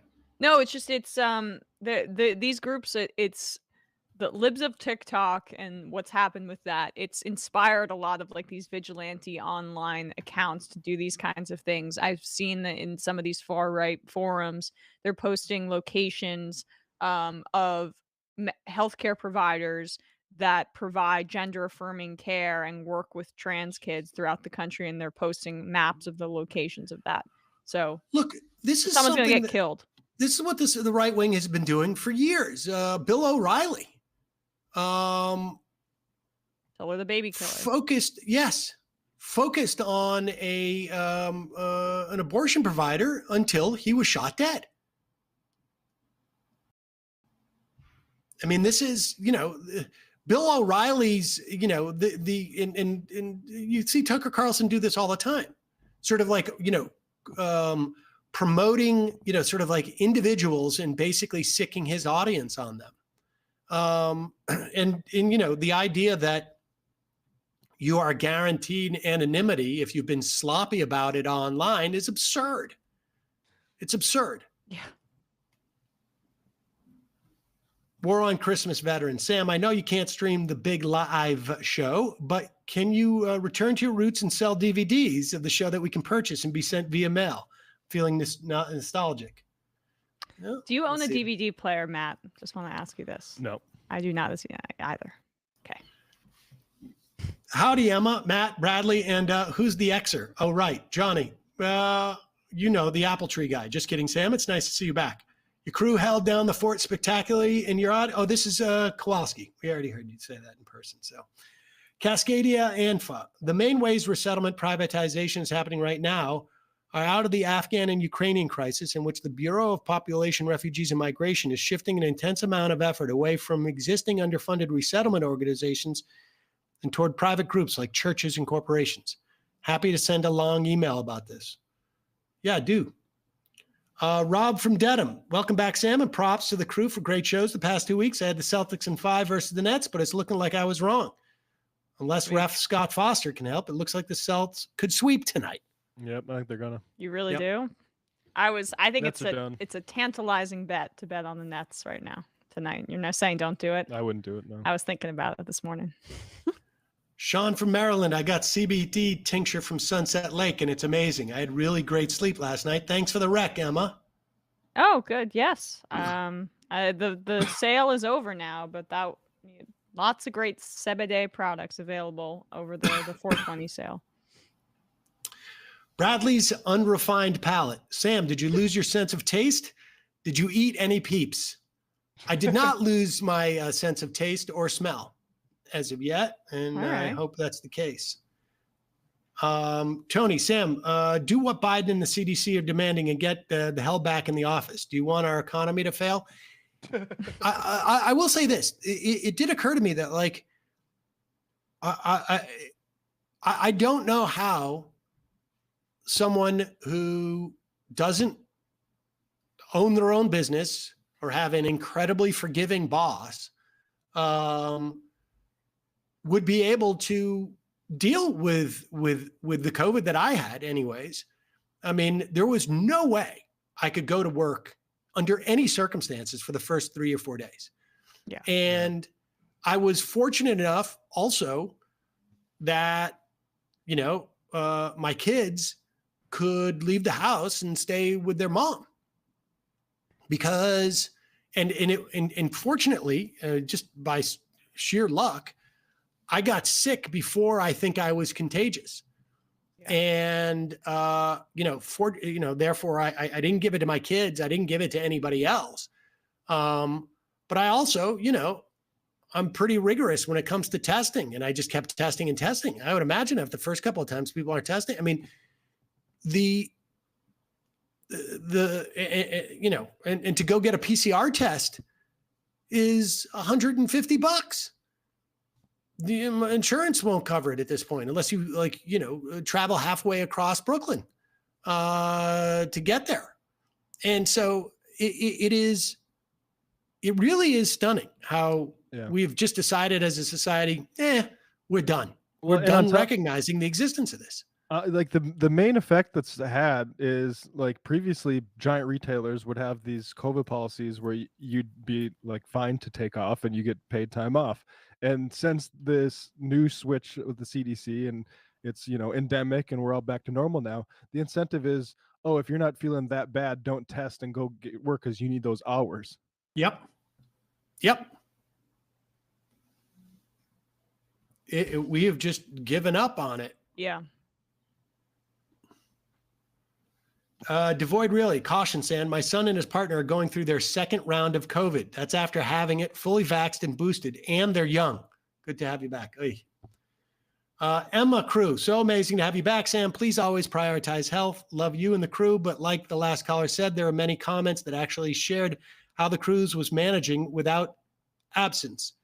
It was like the lowest average viewers for 2 weeks straight, highest number of dislikes. Have a wonderful week. Thank you. The detailed report there. Thanks so much. Hootie Giuliani. Welcome back, Sam. Great job by the crew while you're gone. Wanted to get everyone's take on the 32-hour work week proposed in California. Not expecting it to pass, but it could be indicative that the labor movement we're having will go beyond Amazon and Starbucks unionization push. I mean, I'm all for it. I think, these things success begets success. And it's going to be interesting to see if there can be continued unionization of Amazon and Starbucks. And that's, if you can unionize most of those shops, I think it becomes, you start to get an incredible force. North Dakota Llama. Much of western North Dakota is without power. The whole power lines were toppled over in a storm on Saturday, Sunday. We got nearly another foot of snow. For anyone who's having trouble staying warm, place a clay pot like a planter upside down over a candle.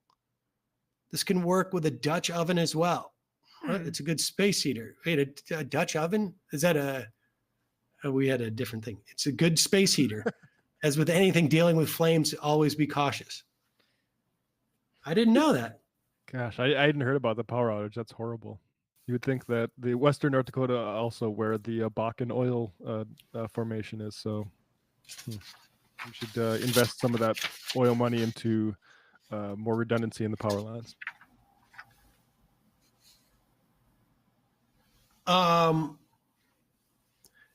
So there's a Georgia governor debate, Republicans. This is the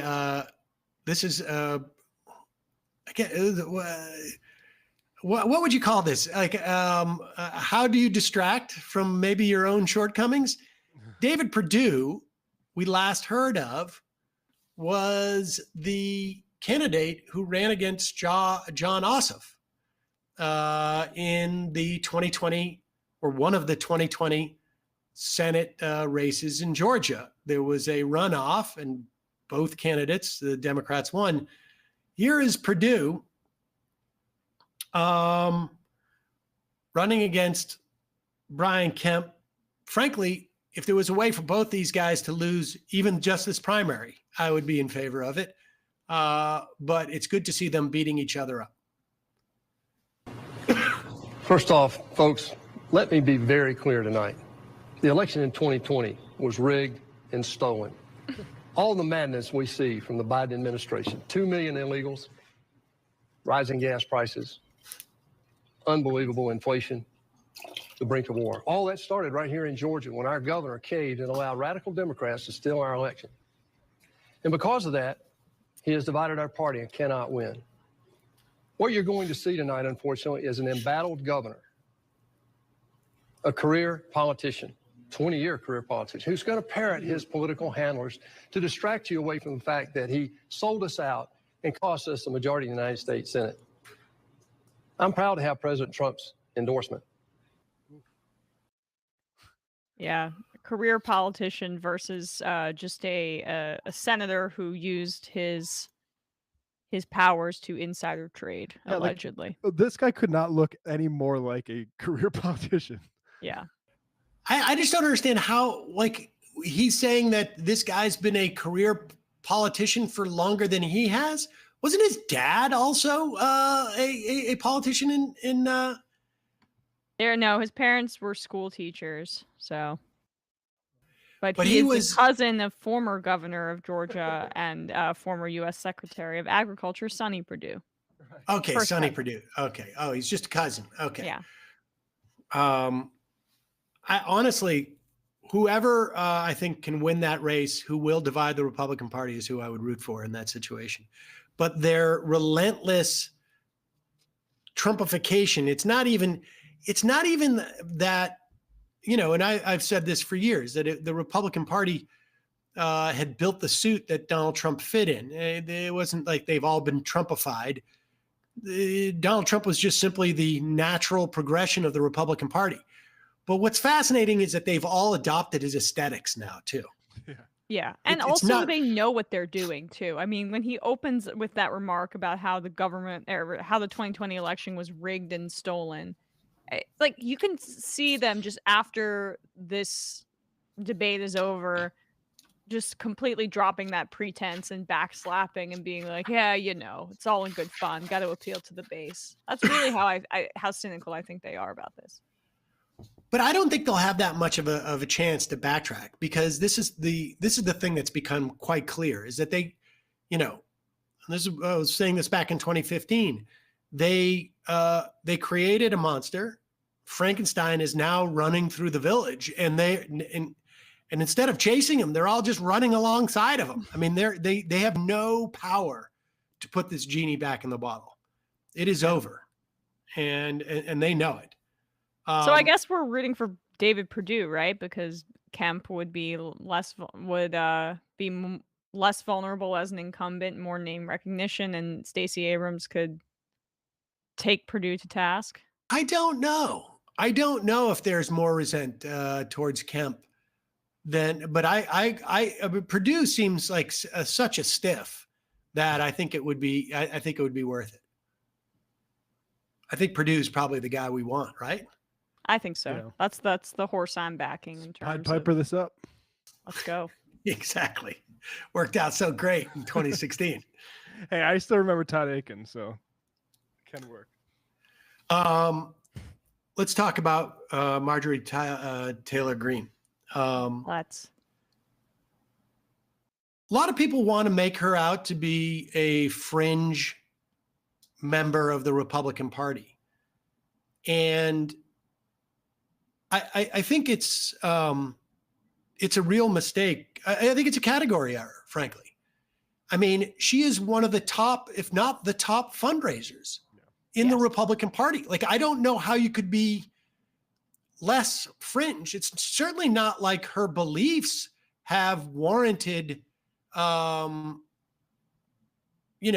expulsion from the party. You're not going to see Kevin McCarthy go out there and actively criticize her. Well, she's fringe because she's not a frequenter of the same cocktail circuit that the rest of the Democrats and Republicans in Washington are a part of. So they consider her fringe and don't want to reckon with her representation of their voter base. I mean, I think that's true to some extent, but she will be at those cocktail parties if the Republicans take the majority, without a doubt. And there's nowhere that she won't be able to go with that type of fundraising powers. It really is those who want to pretend that the Republican Party is not embodied in her who are trying to claim that she's fringe. And it is inescapable that she is, people would never say that AOC is fringe in the context of the Democratic Party.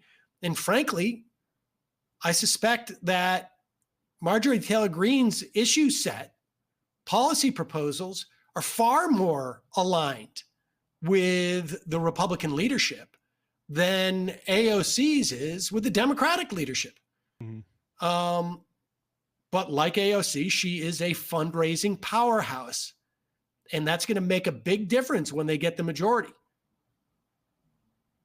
Meanwhile, she is on trial, essentially, or I shouldn't say on trial. She's involved in a court case that would remove her from the ballot in November. I'm not quite sure of the details of the suit, that presumably because she participated in January 6th and was involved in a seditious act, she is ineligible to run again. And here is her testifying about somebody who had, I guess, taken over her Twitter account. So it's true, though, that you liked a post that suggested that, quote, a bullet to the head of Nancy Pelosi would be a quicker way to remove her as Speaker of the House than impeachment, right? Now, you're using a CNN article, which has CNN has lied about me multiple times, and you're using a CNN article. I'm asking you to answer my question. Did you like a post that said it's quicker, that a bullet to the head would be a quicker way to remove Nancy Pelosi from the role of Speaker? I have had many people manage my social media account over the years. I have no idea who liked that. Okay.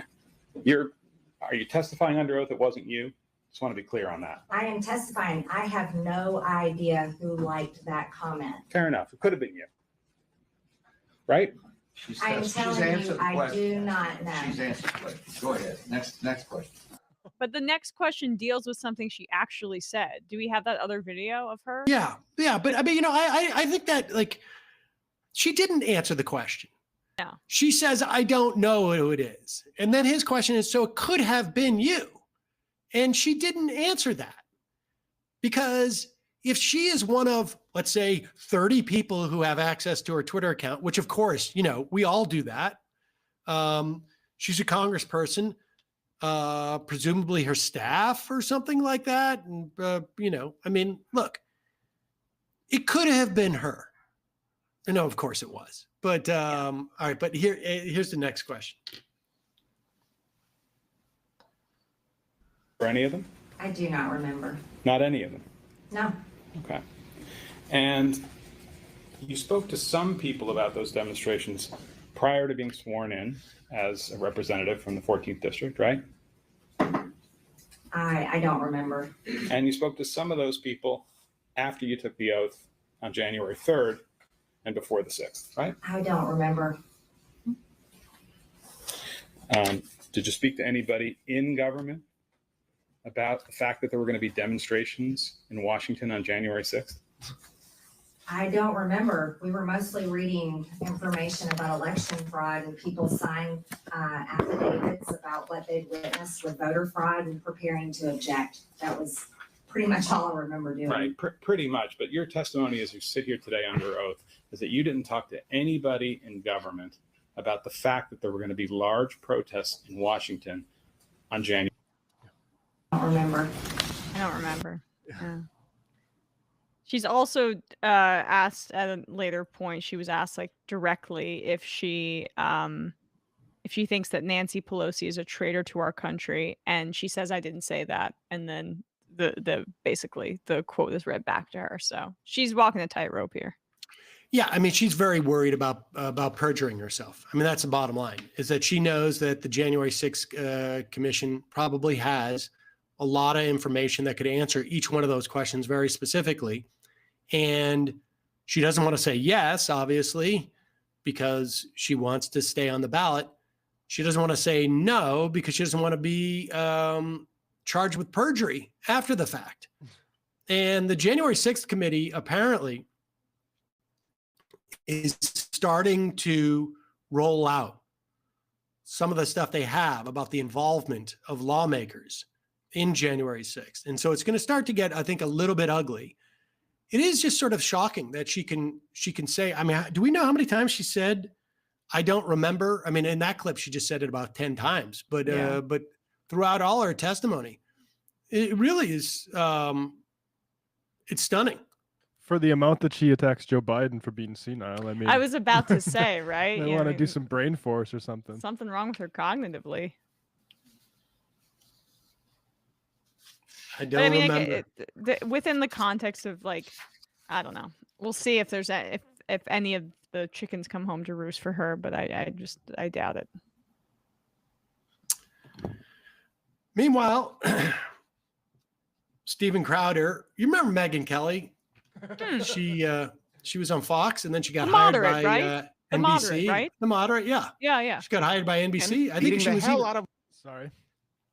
Wasn't she on MSNBC too at one point? Or I don't know. She was on NBC, maybe. Yeah, there was some weird pivot. She tried. Oh, I love this.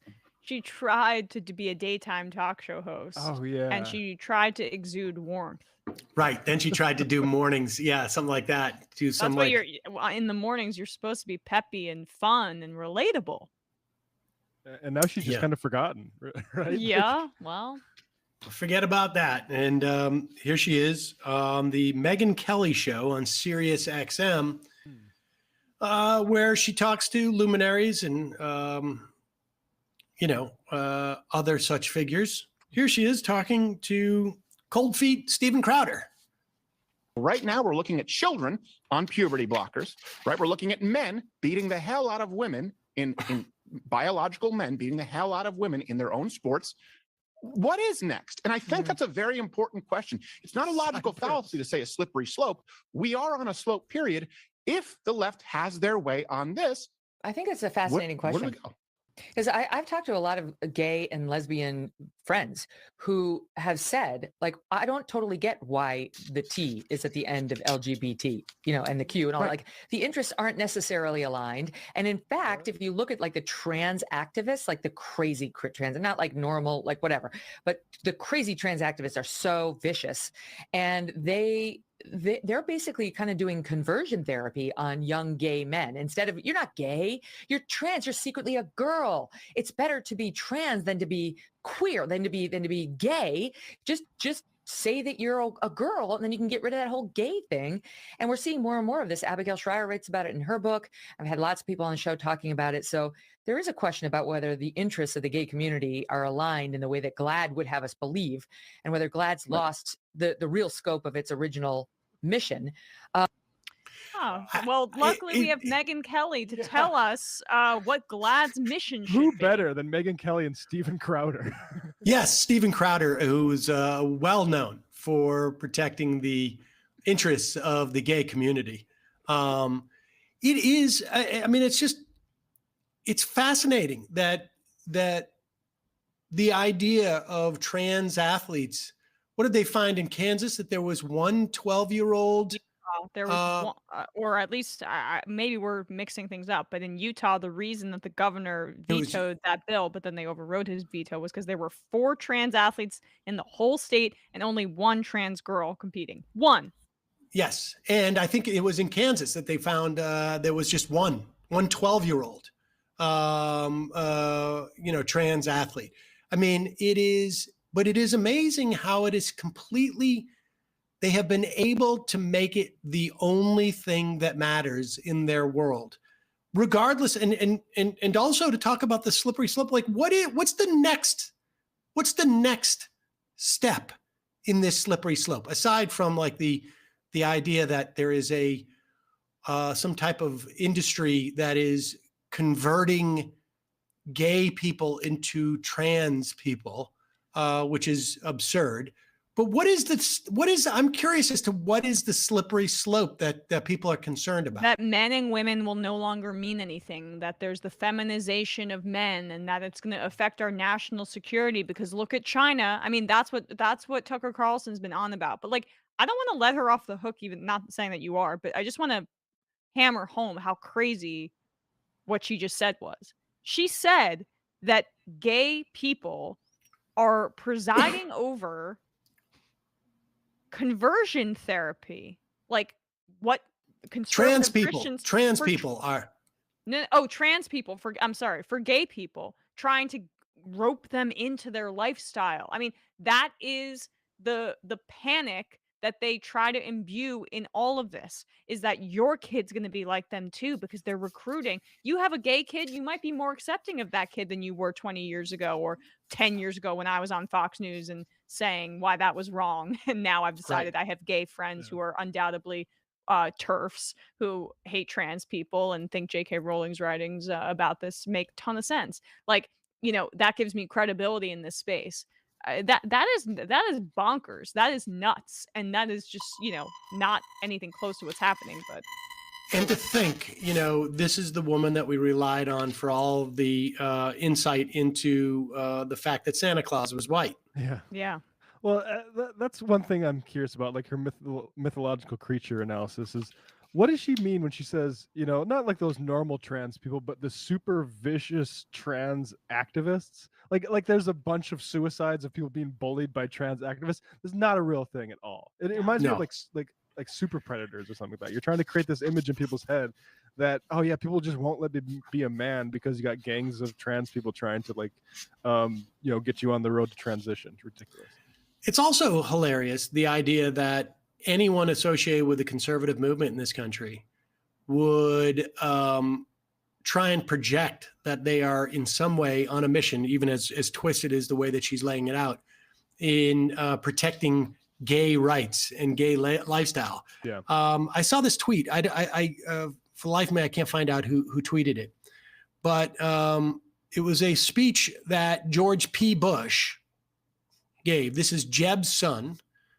This is the one who threw his dad under the bus to appease Donald Trump, and is now polling it around, I don't know, 8% in this Texas AG race.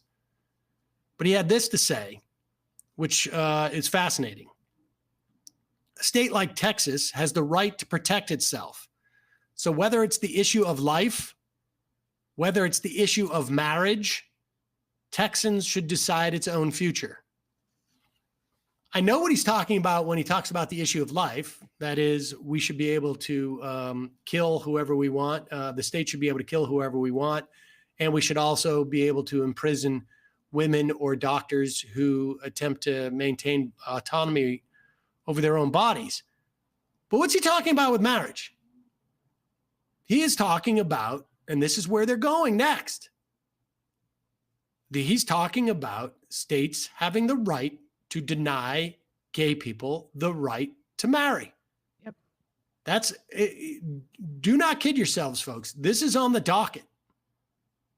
This is definitely on the docket. They see, and Megyn Kelly is aiding by dividing the trans community from the larger LGBTQ community there, because they're using the trans issue or people's anxiety and lack of understanding about who trans people are, and they're using that as an opportunity to open further conversations about how the Supreme Court should maybe address gay marriage. They think that it's a more sympathetic audience when people get caught up in the semantics of whether or not this particular swim meet is fair. They use that as a way to launder their anti-trans bigotry, and through that it's anti-gay bigotry. They're all groomers, and they maybe deserve to be second-class citizens because they're going to try to convert your children. Yep. Also, I'm probably not the person to speak on it, but maybe we should get a guess. There are historical reasons why the T is rather important to the LGBT struggle, and I think Megan McKellar could try to educate herself before just wondering blithely why.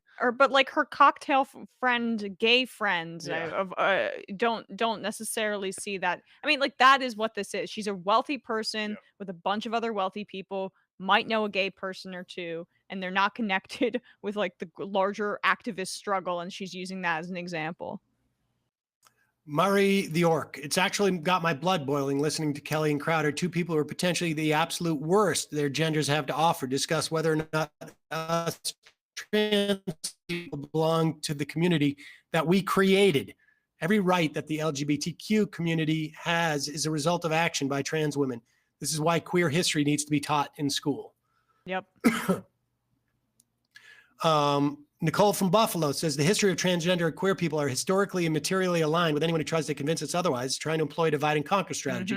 Any cisgender, gay, or bisexual person who tries to obfuscate that reality is conceding to the people who will undoubtedly throw them aside when they're no longer useful as a wedge against transgender people. Of course. Of course. Calling from a 210 area code. Who's this? Where are you calling from? Good afternoon, Sam and Emma. It's John from San Antonio. John from San Antonio. It has been so long. Thank you for calling in, because I was convinced that our guest today was in some way related to you, or might have been Raygun pretending to be you or something like that. Yeah, okay. All right. Yeah, well, not impressed by that. John, we have not spoken since your comment was read at the live show in Brooklyn by, disappointingly, a subpar John Benjamin. Right. Yeah, I appreciate you, showing your appreciation for me, I guess, is one way to put it. And let me tell you something. Not sure about. When the audience thought it was actually you, they went crazy. People were like standing up, both giving you like a standing ovation and trying to get a look at you. And the level of disappointment in the building when people realized it was John Benjamin was palpable. Yeah. Okay. Well, that's really kind. I mean, super kind. Benjamin is his impression was a little bit. I mean, it was okay, but I think Reagan's a little bit superior. Well, I think you're probably correct on that. I mean, yeah. John Benjamin's sort of coasting these days on his career, so he doesn't feel like he has to really put any effort into anything, really, as far as I can tell. But all right, go ahead, John. So what's your comment? Yes, Sam, it's good to have you back, and I hope your recovery.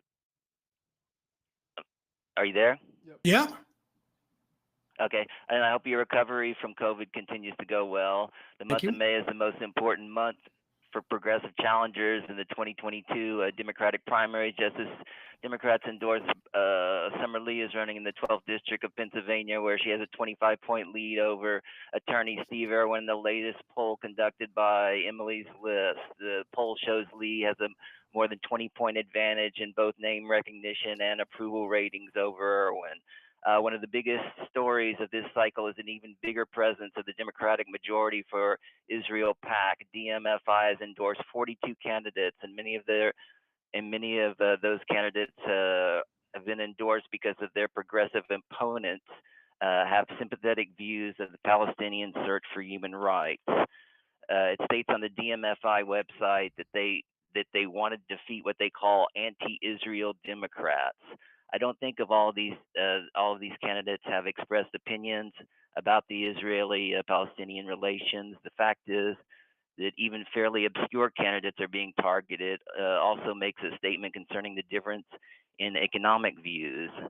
Let me cite a couple of examples. In Michigan's 11th district, where due to redistricting, 2 sitting Democratic Congress people are now running against each other.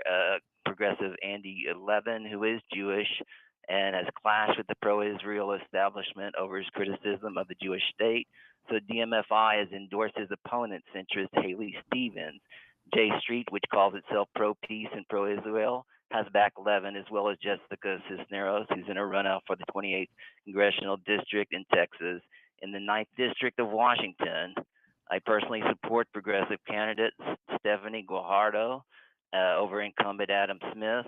Then the last Federal Elections Commission report that ended in March, Guajardo only had a little over $3,000 in cash on hand, as opposed to $973,000 for Adam Smith. So anyone who criticizes Israel will be targeted. Steve Irwin is endorsed by DMFI and the American Israeli Public Affairs Committee, PAC, ran their first negative ad against Summer Lee on Friday, saying that she's not a real Democrat and she's trying to dismantle the Democratic Party.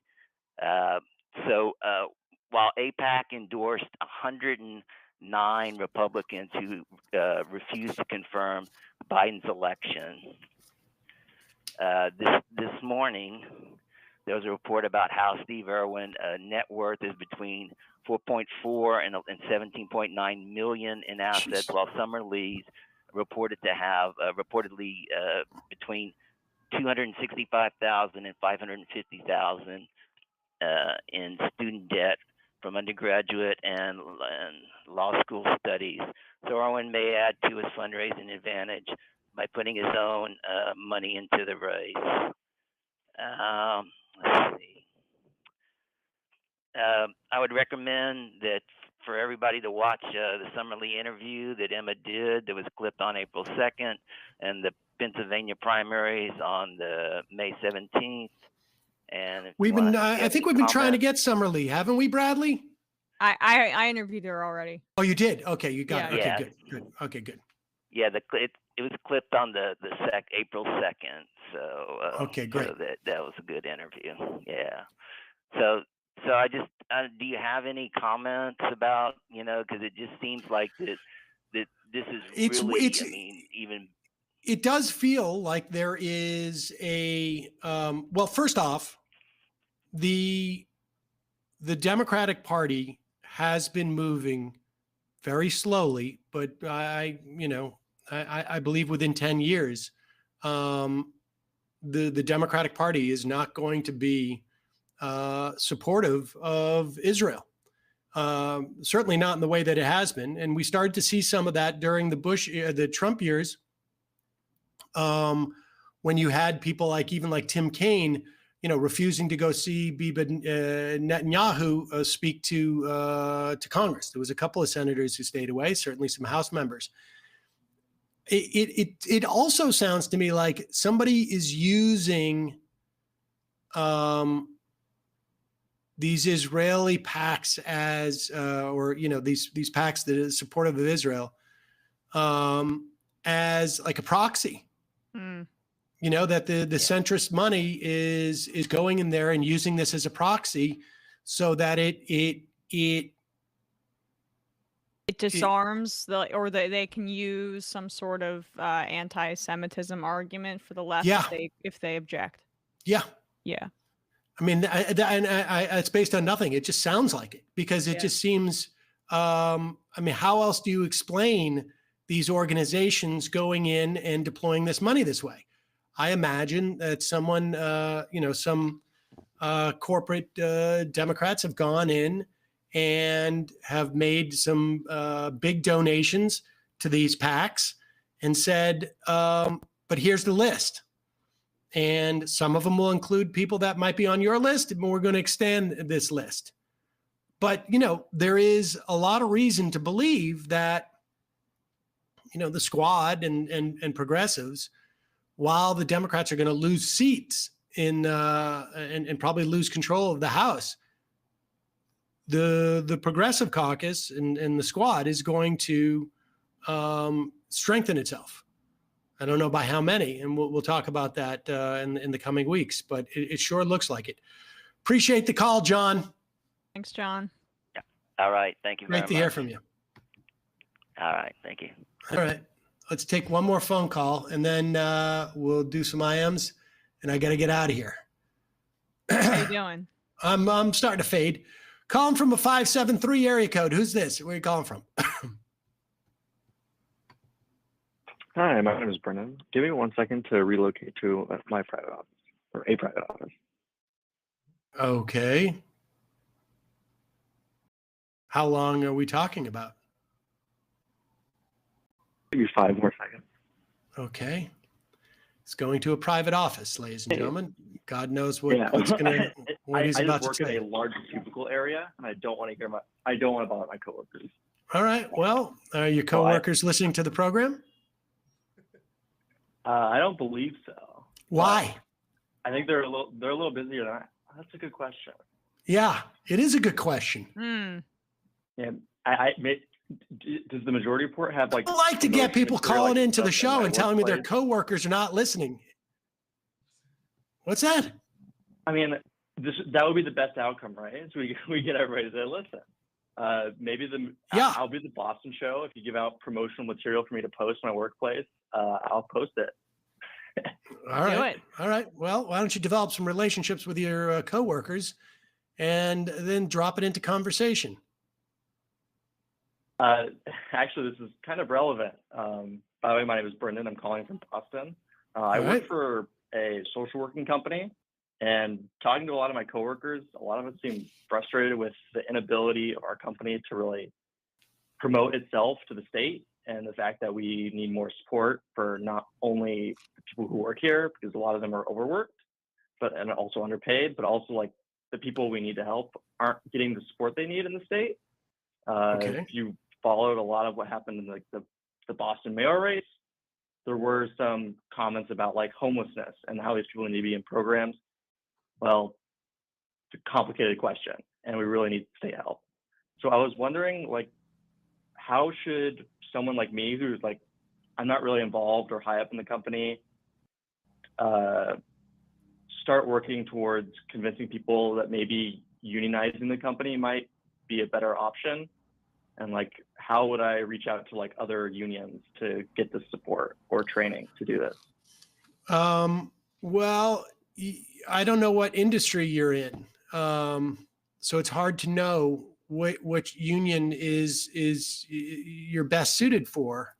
Well, you said that you were in a nonprofit, right? Or social work? Yeah, as a nonprofit, like social working company. So there is a social working union in the Massachusetts area. Is that like, I just don't know how. I would start off by just contacting them and say, I have some interest in trying to organize, at my workplace. How do I go about doing this? Also, I don't know, go on Twitter and maybe just, tweet at Jane McAlevey. Maybe there's, she's always doing or involved in programs and training organizers. I would even not be afraid to reach out to the folks, some of the organizers, it's hard to obviously get through to someone like Christian Smalls, but you can find, follow people on Twitter and find some of these organizers and see if they're not doing any programs or, providing any sort of information. There's no doubt in my mind that all of these people, if they can't help you directly, will point you to people who can. Okay, I really appreciate your input, Sam. it's just a lot of information. It's too much to think about sometimes. Yeah, no, I think don't be afraid to reach out. There's no way that any of these union organizers are going to respond with anything other than, at the worst is like, I don't know, but they're going to have someone to point you to, and they're going to have ideas. Yeah. Okay, Also, well, I would also say, get on the Discord channel, and I'm sure there are people in the Discord too, at Majority Discord, who can also, point you in the right direction. All right. Well, hey, I really appreciate it. I just wanted to say that your shows has really helped me become interested in politics and organization, and has moved me away from going into engineering and trying to help people in the world instead. So I really appreciate it. And I hope you have a great rest of your day. You too. Thanks. Thanks so much. That's a double bonus, getting him away from both math and also helping people. That's key. Appreciate it. Thanks for the call. See you in Boston. All right. Couple IMs and then we'll get going here. Let's see. Where did my IMs go? Oh, here we go. Union Jack. Sam, it's heartwarming to see you. You have no clue what you all mean to the movement and the left. We missed you tons. Nothing against Emma and her sincere attempt, but she and the crew were too antagonistic towards the Democrats. They didn't do any establishment defense. The midterms are going to be devastating thanks to progressives who have sucked the life out of the left with infighting. Yep. It was infighting week last week. Right, exactly. Hey, MR crew. Just wanted to point out that Orrin Hatch has joined Ronald Reagan and Red Auerbach. And what? Yeah, this happened over the weekend. No, Red Auerbach is not in hell. Oh, I thought you were just learning of the Orrin Hatch news now. No, Orrin Hatch and Ronald Reagan, yeah, they're horrible. Both are in hell. Yeah, right. Not Auerbach. Sam, do you jam on that Balalaka, or is it just a prop to juice your room raider numbers? It was actually, it was my grandmother had it in her house for years and years. Oh. And when she passed away, it was one of the few things that I was like, I really associate that with my grandmother. So I have no idea where she got it. J Man Traps, great to see the boomer back on the show. The show didn't miss a beat though, because of the pure clutch nature of Emma and the crew. Left is best. Thank you. Hardcore cider freak. Glad to hear you back on the show. All of us underground Apple party scene, we're sorry to hear you came down with COVID.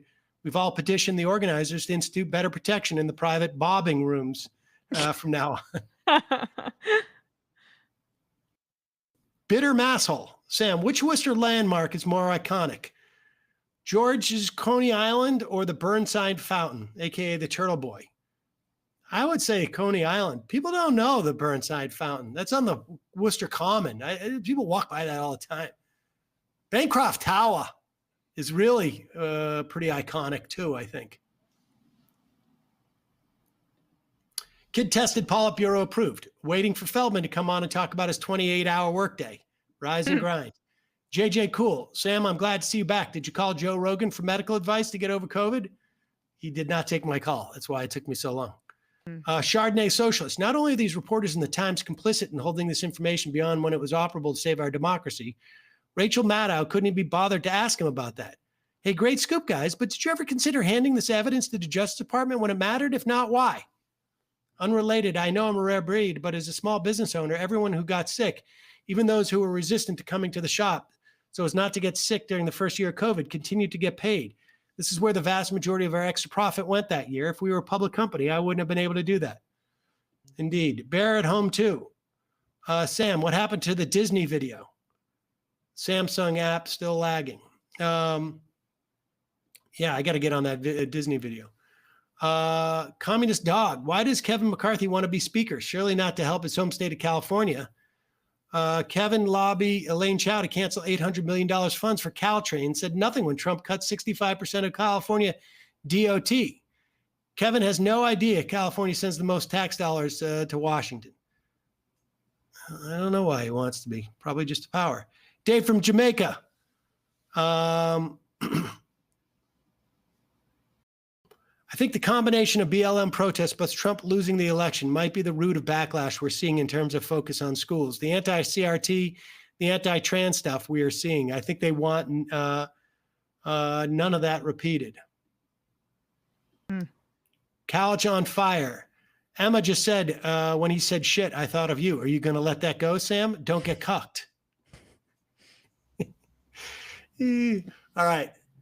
2 more. Mr. Here.